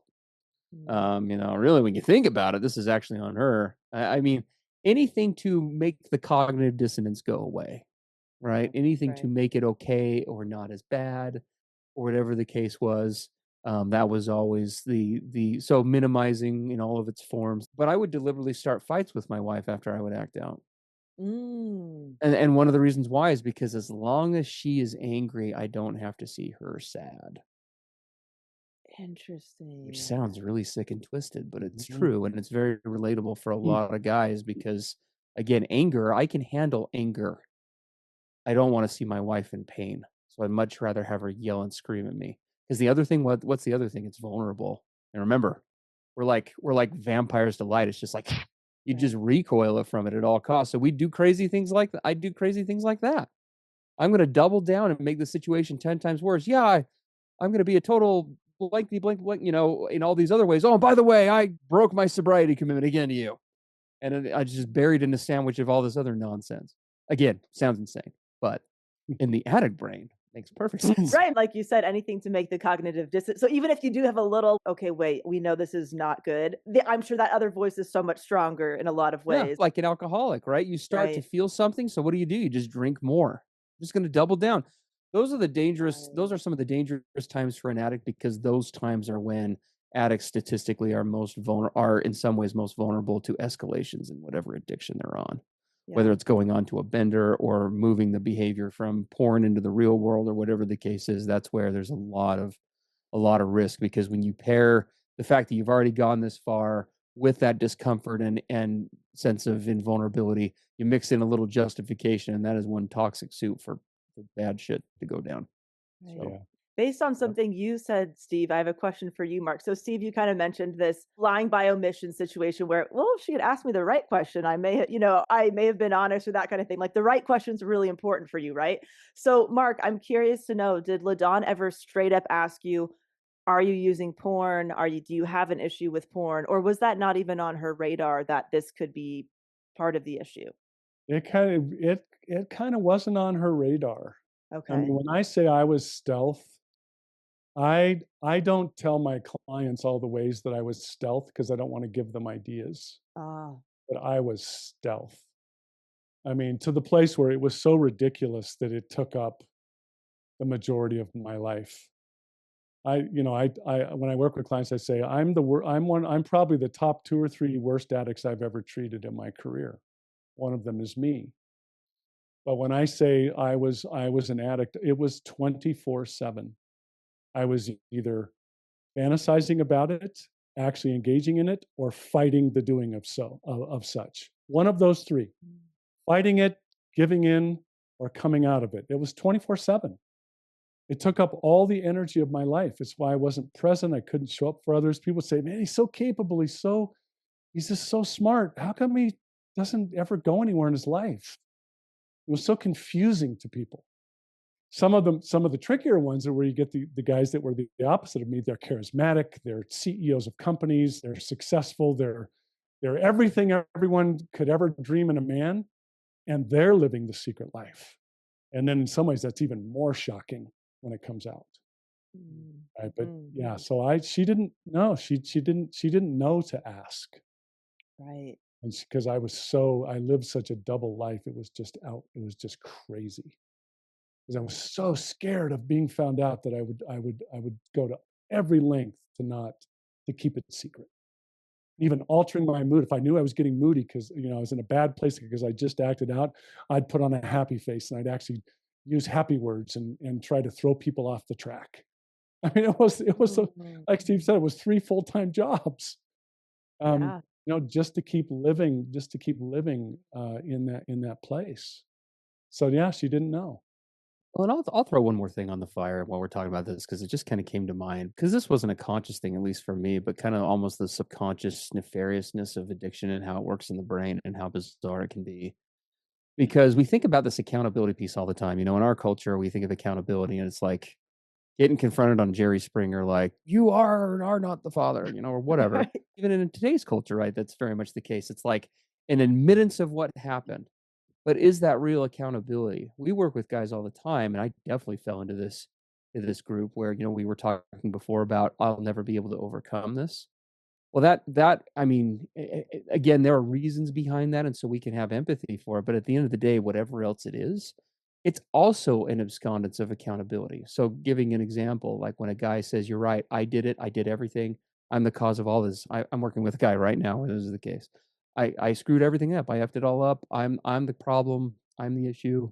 I looked at him in our last session. I said that, and I only said this because I know him as well as I do. Okay, this is not representative of what I do with all my clients. I want to be clear, but I'm just going to be real. I looked at him. I said, "That is complete bullshit," and you and I both know it. Doesn't sound super therapeutic, but I've worked with this guy for a long time. And so you kind of get a unique approach with each client. And he knew Right. what I was saying because we talked about it because it was a cop out. Because what was he doing? On the surface, what does it look like? It looks like accountability. You're right, it's me. Well, how is he phrasing it? He's not actually taking accountability for the actions. You're right. I'm just so broken. I'm just such a pile.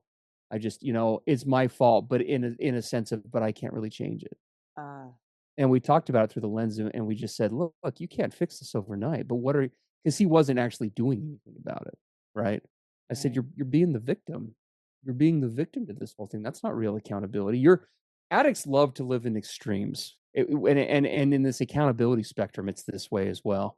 It's either the one end, which is like denial, minimization.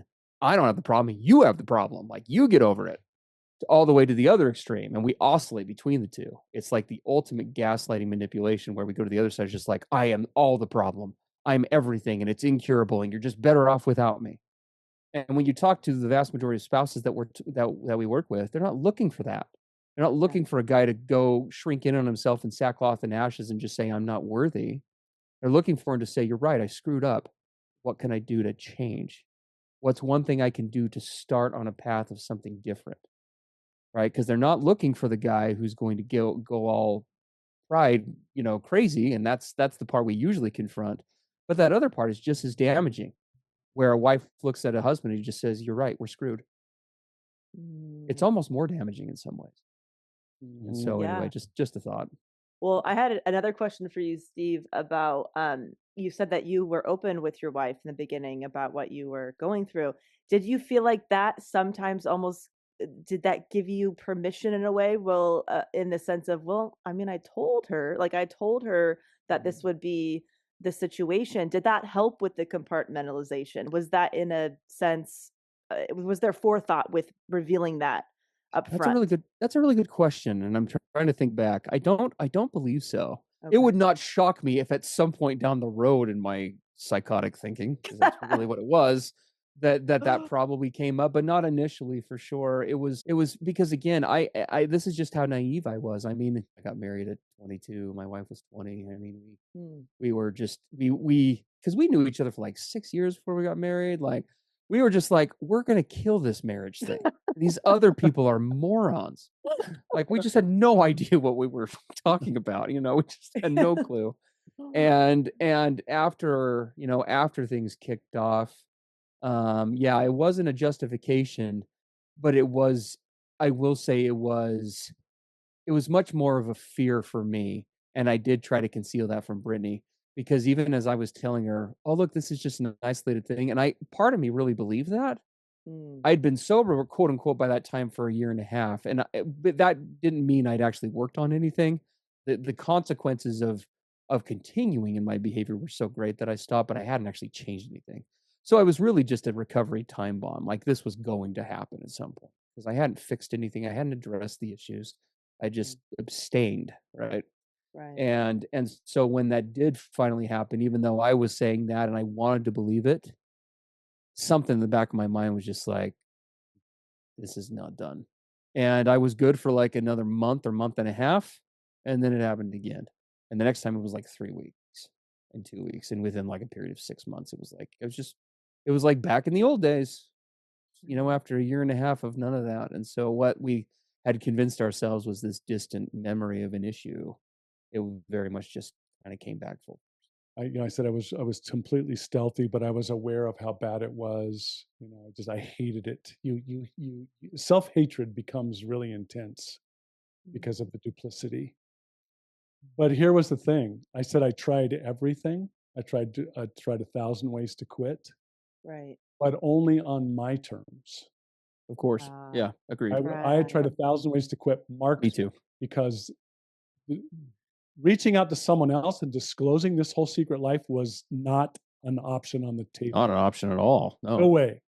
So I'm going to keep trying and failing, of course, but only on Mark's terms. And we Yeah. work with so many guys who come to us and we say, okay, what have you done so far? Well, I've done this and this and this and this. And what is it always? It's their way. I've tried all this my way. I'll never overcome this. It can never change. Well, but you've only tried it your way. Your best thinking landed you in this therapy chair today. Are you ready to give up your quote best thinking and do it a different way? I wasn't for a long time. That's why I kept failing. It wasn't because it was impossible or I could never break out, but I wasn't willing to try anything that wasn't my way. What had to be that way to stay safe, had to be that way to retain my reputation. I can't handle people not liking me or not being pleased with me or not thinking I'm awesome. So I have to keep trying to break out of these ways because all those options, they're off the table. Was the hope that you could get well in private and then nobody would even have to know that you ever struggled with Of it, course. right? Okay. Right? Yeah. Or way down the road after I've been sober for like 20 years, then I'll reveal what happened. But by then I'll be such a great guy and have my life so together that the impact won't be very much. So yeah, I'll tell it down at that point. Right. And of course that never happened. Well, you both have touched on the neuroscience a little bit about what's going on in the brain, like that this actually rewires the brain. Could you share a little bit more about that? And then how do you start to wire it in a different way? I remember years ago, I was very much into the neuroscience. I wrote a book about the neuroscience way back when, The Drug of the New Millennium. And I remember going to a university where there was a guy who was in charge of the university's addiction neuroscience program. And this guy, I mean, if there was anything to know about addiction and how it impacts the brain, it was him. And I remember asking him, so we know that our own endogenous chemicals that are produced from within us, which if you take a drug from the outside like heroin or cocaine or alcohol, all it does is goes into your body, occupies the receptors, and the body then releases its own internal chemicals, right? It's not the actual drug that's doing it, it's what it's causing the body to release that it produces itself, right? So dopamine, norepinephrine, endorphins. These substances cause the body to then release its own chemical soup. Pornography and sexual addiction just are the delivery mechanism. Instead of the needle in your arm is the computer screen coming through your eyes, and it then triggers those same receptors. So we know that that's how it works now, after it was denied for decades that was the case, but it's we know for certain that's how it works now. But as I was talking with him, he said, Mark, the real issue with addiction is that it completely rewires your prefrontal cortex, your logic center, your reasoning center, your say no, say yes, go or go no center. He said, this is what really gets impacted. And then he explained why. He said, and I was open by that time about my issues. He said, take yourself for an example. He said, how many times did you try to overcome this? And I said, thousands over decades, right? He said, think of your brain as an automobile, and you keep pushing the gas pedal to the floor, right? Revving the engine full blast, that's acting out. And then you slam on the brakes while that gas pedal is to the floor, right? And you try to squeal to a stop. You keep doing this with the gas pedal and the brake. Floor it, stomp on the brakes. Floor it, stomp on the brakes. He said, that's been your efforts to break out of this addiction. He said, that wears out your prefrontal cortex just as it would wear out a car's engine and brakes. The stop and go, stop and go, stop and go. He said, until what happens is, and he says, we have brain scans to show that you actually put little holes in your prefrontal cortex where the blood doesn't go there anymore. It just starts blank spots. And he says, now what happens is you have no willpower at all. You've worn out your willpower system to where now you can't resist your addiction urges at all. And so how does an addict feel when he hears that?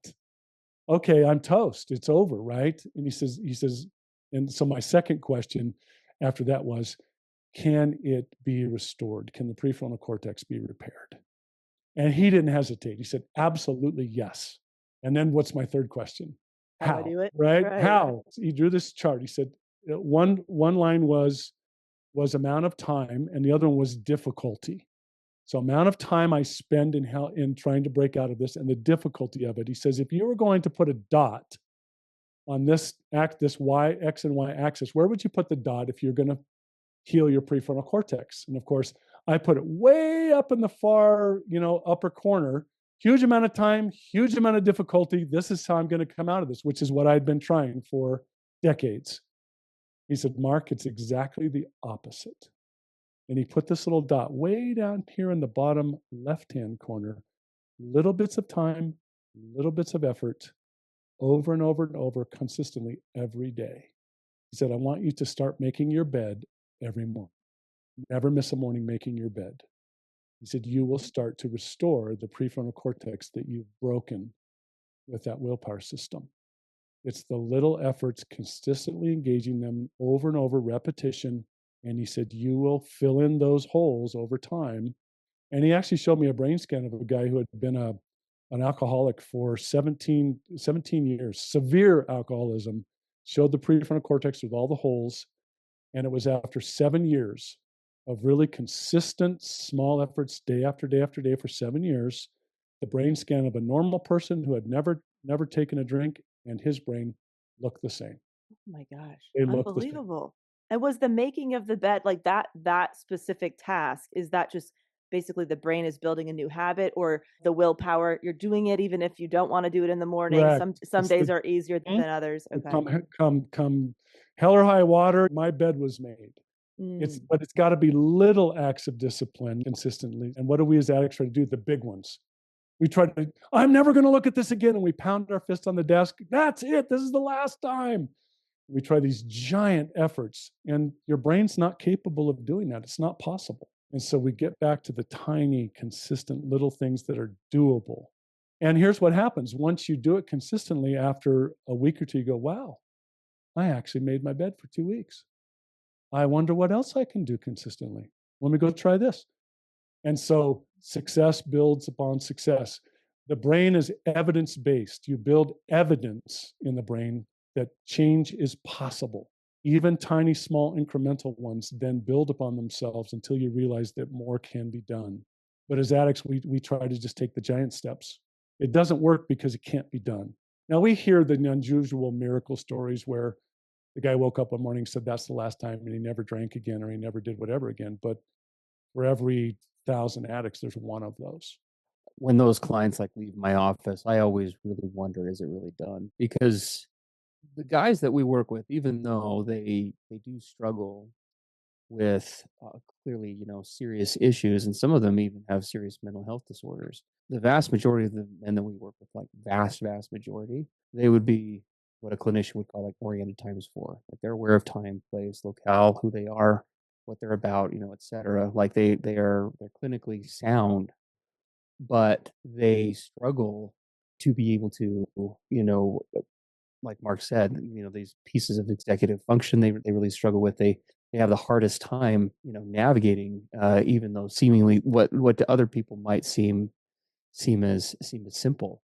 And as we tell the guys we work with all the time, sane individuals do not engage in the kind of behaviors that if I'm talking to an addict, that you're engaging in, unless the brain on some level, whether it's conscious or subconscious, is getting a tremendous payoff. Sane individuals do not put, marriages, alimony, lives, children, jobs, careers, social standing on the line unless it's doing something significant. Right. And if you really want to beat this thing, abstinence is an absolute key of recovery, but it is by no means recovery. And unless you figure out what those things are that are driving that, because any guy, and I'm one of them, any guy, you put a big enough metaphorical gun to their head, whether it's divorce or whatever the case is, I guarantee you almost any addict out there can stop for a certain amount of time. But unless you actually address and fix what's going on underneath, unless you help them to functionally meet whatever needs that they are trying to meet in a very dysfunctional way, best case, I think you've got a ticking time bomb. Worst case, you're going to, oftentimes what we see is not only does the behavior return, but oftentimes at that point it escalates and becomes something. Yeah, returns worse. Oh, wow. And Steve's right. It's you got to get under this. People get confused. We say, pornography and sexual addiction are not about sex. And they look at you like, have you lost your mind? What are you talking about? Well, any more than alcoholism is about the liquid in the glass. Right. What drives me to go to these outlets in the first place? Yeah. I wouldn't do it if the reward system wasn't huge, because look at what I'm putting on the line to do so. So we have to help them discover what is this giving me? And it's hard to get an addict to look at, quote, the benefits of their addiction. Like, there's nothing good about it at all. There actually are some really huge rewards. What are they? And why do you need those rewards so desperately? What is it that takes you there over and over again? And can you start to identify what those things are, the underlying issues, and then begin to address them slowly and gradually in healthy ways? Right. One of the first exercises that we'll do in my office, I do all my sessions virtually now. Back in the day when I had an office, I used to do a whiteboard, but I'll bring up a virtual whiteboard and I'll say, okay, let's list off all of the, besides the orgasm, because sex does, and always will rock, right? We are all on the same page. Orgasms Right. are amazing, like whatever. But like besides the orgasm, like what is this doing for you? And usually when you start making that list, and this is why this addiction is so damn addicting. I would argue in some ways more so than others, because on a clinical level, addiction might best be or sexual addiction might be best described as an attachment disorder. It takes this notion, this one way of or potential way of forming a connection with another person or people, and hijacks it, twists it, warps it, whatever you want to call it. All of a sudden you're using sex not to just connect, you're using it for everything. Right? You're using it to escape. You're using it to medicate. You're using it to numb out. And when you start making that list on the board, most guys will come, when they get really vulnerable, what are the things that are there? Well, I want to feel wanted. I want to feel cared for. I want to be desired. I want to be seen. And right out the gate in that exercise, we start to break down the shell of, you are not nearly as perverted or weird or devious as you think you are. Most people have an idea in their head, right? Let's be honest. Most people have an idea in their head when they think of the term sex addict. But if you were to take a look at the men, the vast majority of the men that Mark and I work with, and some women, these are smart, intelligent business owners, pillars in the community, very mature, make more money in a year than I will my whole career. Like, these are very capable, smart individuals, but somewhere along the line on a selective level, they started meeting those really healthy needs that I just listed in really hellishly dysfunctional ways. Two things. One, they're destructive, but two, they're temporary. They don't last, right? They're never sustainable. The high passes and then it's over, right? Because it's not the real thing. They're going for the synthetic rather than the real connection, rather than the real attachment. And that's kind of where we come at it from. So yeah, it does. It really, when you look at it from that bigger scale, it really has comparatively little to do with sex as opposed to all that other stuff. I mean, now that you have both been in recovery for many years, you help other people, individuals, couples. What have you found has been the things that help people the most? The big focus, and it is important, is sobriety. I need to stop going to these outlets, and you do. You can't move to these deeper issues if you're still acting out. So sobriety is important, but it's only the starting place. So we do have tools and things we help guys to use, to get sober. And there's a lot of practical things that you can do. So that's important. But the real deep work, the lasting work happens when we start to help individuals to start to ask, what is under this? What's driving me? And what you find is that it's all of these emotional issues, it's childhood traumas, it's different attachment styles, it's different personality approaches to life. You get them to, okay, I'm getting sober, or I'm sober, but now I'm willing to start to peel back the layers of this thing. And that's where it gets scary, because what has been the purpose of the addiction? To not go to those layers ever. Right. Or to just do it on the surface. So they don't want to go to those deeper places. They've been avoiding that their whole lives. That was the case for me. So the hardest work we do, I would say, is not getting guys sober. The hardest work is to get them to be willing to go look at things that they've been avoiding through addiction the whole time.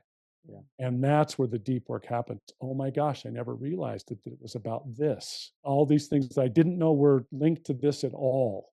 So they start to do the emotional work. They start to do shame resilience, we call it, work on their self-esteem, their self-worth. They start to deal with social anxieties. They start to deal with, a lot of pessimism and depression in their lives. You start to look at these things that are really going on down deep, and the addiction's just surface symptomology. That's all it is. But what's under the surface? You have to look at your willingness to start to uncover that. Knowing that your brain will resist, because the very reason you went to addiction was to not go there in the first place. Now you're saying your addiction's not on the table. The way you used to numb and avoid the stuff, it's off the table. And now we're going to go look at all this.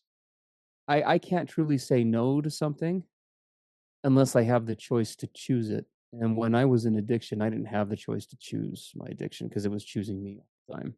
I started off choosing it. I thought that's how the arrangement was supposed to work, but at some point in time, that bargain switched. So there will, for example, be when I get up in the morning, not every morning, but when I get up oftentimes and I'm doing recovery work, one of the things that I will do is I'll ask myself, do I want to do this today? Because living free of addiction does mean certain sacrifices. It means certain things that I do on a daily basis. They're not overwhelming, and probably 50% of them are things that you'd find in like 7 Habits of Highly Effective People. But it does mean a certain cost if I'm going to connect with my authentic self and the part of me that knows that I want something more out of life, or if I'm going to connect with that other side. And so I will ask myself, do I want this today? And for me, I think it's important for me to consistently be making that proactive choice. I know that for some spouses listening to this, maybe that would just be horrifying. Like, what? Don't ask yourself just don't do it. It's like Smokey Bear. Just say no. But for me, I think it is something that I have to cognitively choose. And I will weigh there are times where I will weigh the balance. If I were to go back into that world, what would happen? What would be the pros and the cons? I do this exercise with addicts sometimes too. Yeah. Because there are pros. Again, I'm not going to blow smoke anybody's tailpipe here and say there are pros, quote unquote, to acting out. That's why we all did it in the first place. But it's not a question of were there quote unquote benefits. It's that the cons, the consequences, the outcomes dramatically outweigh anything that was there before. Like I said, that may not work for everybody, but for me, that's what it is, because the life that I had before, was it an okay life? It was. I was surviving. I was getting by. Like I was kind of emotionally just moving from foxhole to foxhole and like sort of getting along. But I don't want that anymore. Right? I want to I want to live like and being in recovery is what allows me to live. Sobriety is the gateway through which, and particularly in my and Mark's world, everything flows from that. It's sort of like Star Wars where they say it all flows from the Force. Well, for me, it all flows from recovery. Because when I'm not in that sober state of mind, not even just the acting out, I'm talking about all those other mentalities we've talked about: blame shifting, not accountable, emotionally reactive, flying off the handle, distant, emotionally disengaged. When I'm not those things, I'm not the therapist I need to be, that my clients need. I'm not the business partner to Mark that I need to be. I'm not the husband to the wife at 42 that I ought to be, and I'm not the 40-year-old dad that I need to be to the 3.5-month-old. Those things all go away when I don't have that. And so for me, that's how it looks. It oftentimes it's not a question of how much can I demonize my addiction today. It's much more about what could possibly compare to what I have today, and nothing in that world. And I've been everywhere in that world in a non-bragging way. Nothing there just holds a candle. Yeah, we try to help people. It's not so much about staying away from something. It's about moving toward something. Absolutely. And Yeah. and a big one, Delanie, this might sound strange to people, but a big one we also engage in with people in recovery is learning to live honest lives. I don't just mean not lying. That is part of it. Addicts learn to stop, to start being truthful, but learning to be seen, learning what it means to be your authentic self.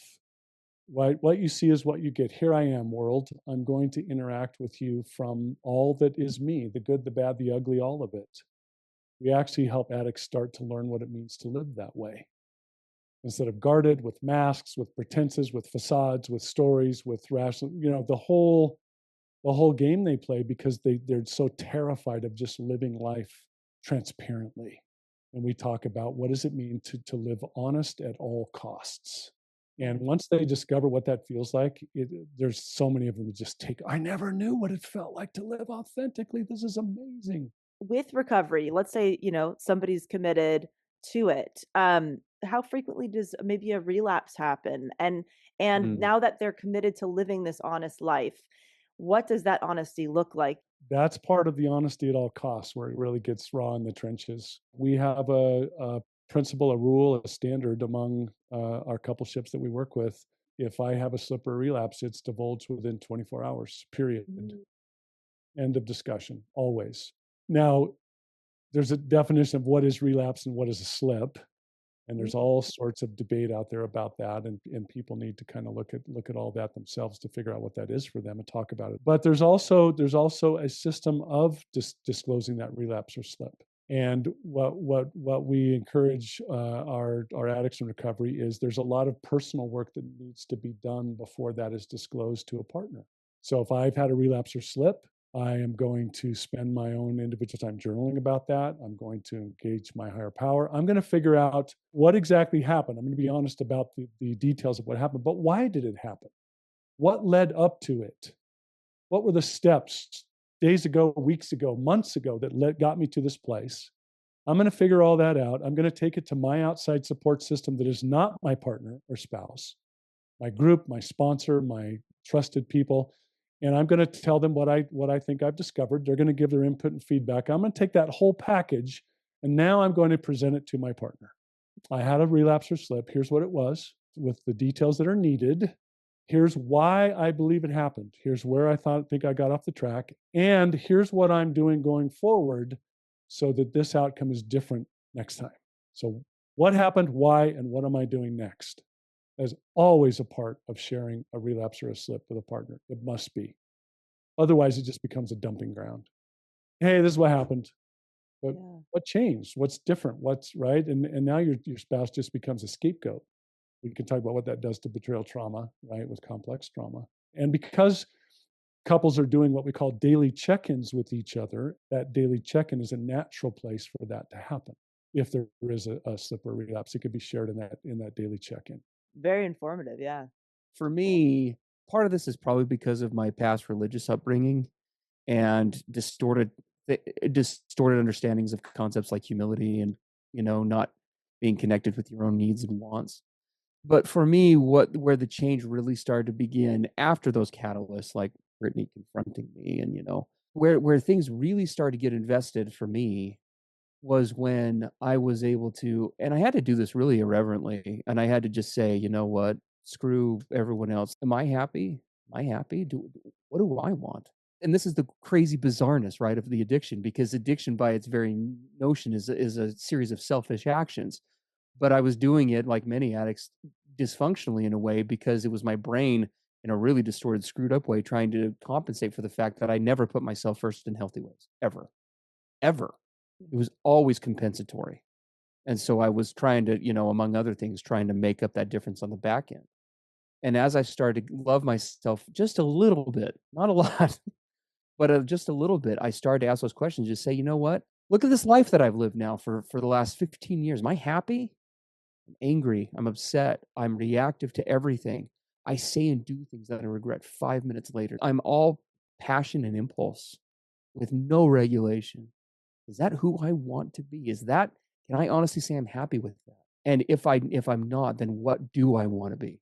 Because for the longest time in addiction, it was all just about, again, it was just surviving another day, right?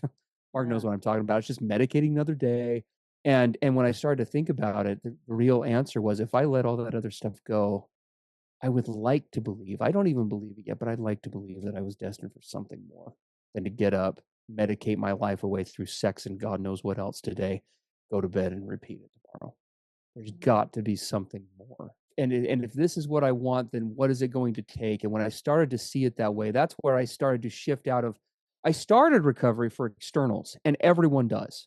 And when you start to just implement small little things like Mark indicated, right? It's not about beating it today.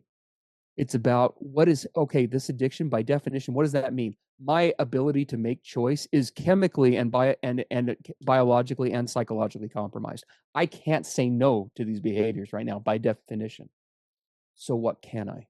In what areas am I not compromised where I can start to build? Making the bed, like Mark said, or picking up that book, or even if I go act out after it, I'm still going to do my recovery stuff I committed to because I made that commitment. Even if that means going and acting out right afterwards, I'm still going to do it.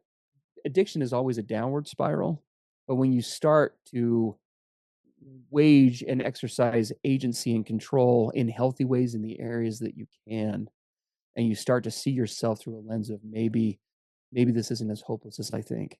Maybe I'm not beyond saving or beyond change.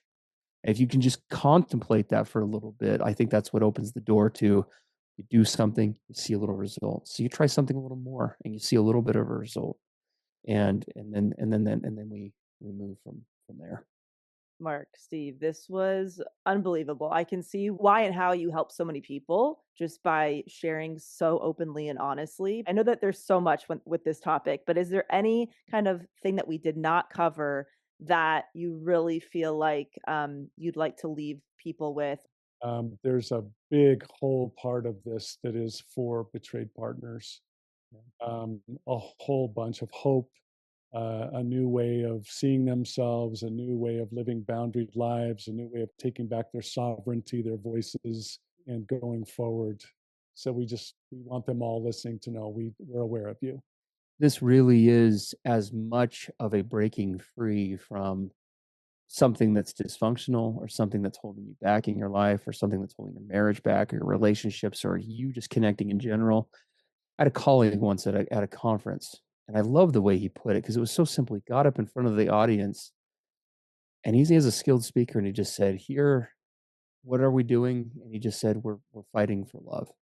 And he just kind of paused and let the whole crowd think about that. And I remember it just smacked me because I would agree with that statement. What's the bigger goal here? It's a fight for connection. It's a fight for love. It's a fight for being able to be you.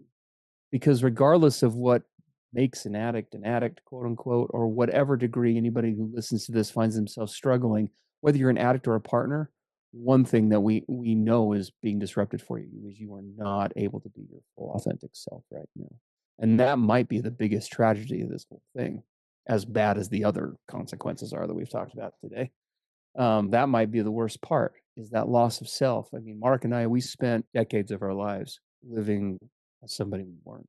And besides the getting people sober or breaking out of this or whatever reasons they come to our clinic, the goal for us always is for people to be able to leave and to have more of whoever they really are deep down coming out and living that life rather than living whatever else their addiction or their shame or their past abuse history or their trauma, for you partners listening, whatever else is calling the shots, we want them calling those shots.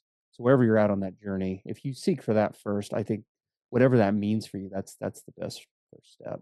Yeah. And where can people find your work, your program, all that good stuff? Where do you want to direct people to? It's daretoconnectnow.com. If you go there, you'll also see at the top of the Dare to Connect Now homepage, there's the PBSE Podcast. The Porn, Betrayal, Sex, and the Experts, or PBSE Podcast, is now in are we in our fifth or sixth year, right? It's just started our sixth year? I think it's our sixth year. Sixth year running. Yeah, we're like 260 something episodes. So there's an ever growing wealth of information on all things related to this. You can send us questions in to have answered live on the air. We love taking those. And then, of course, the Dare to Connect program is the one that is our paid subscription program that we run for addicts, spouses, and couples. It all, among whatever offers we're running, it always includes a 2-week free trial. We'll just say what we say on the podcast. If you like what you've heard here today, then you'll love what we do over there, because it's this even more raw and uncut and wild, all live. So, all right. Thank you again to Mark and Steve for this conversation, and feel free to share this episode with somebody who might really need to hear this information, whether parents or people who are having relationship difficulties and they're not really sure why or what's going on. I hope this helped shed light on all of this for you, and I will talk to you soon. So glad you tuned into Self-Helpless. If you felt supported by this or past episodes, there are a couple ways you can help the show. Feel free to share it with a friend who may enjoy the variety of discussions we have here. Also, you can become a monthly or annual supporter of the podcast on Patreon at patreon.com/selfhelpless. That's where you can pitch and vote on topics, submit questions for special guests, or be a silent supporter and not participate in any of that. 100% of Patreon and merch proceeds go directly to operating expenses that not only keep the show going through thick and thin, but also keeps it accessible to all with minimal ads. If you want to show a little extra lovin', you can leave an Apple Podcast review or send an email to share how Self-Helpless has impacted you. All of this info and more goodies can be found at selfhelplesspodcast.com. All right. Love you big time, and thank you so much.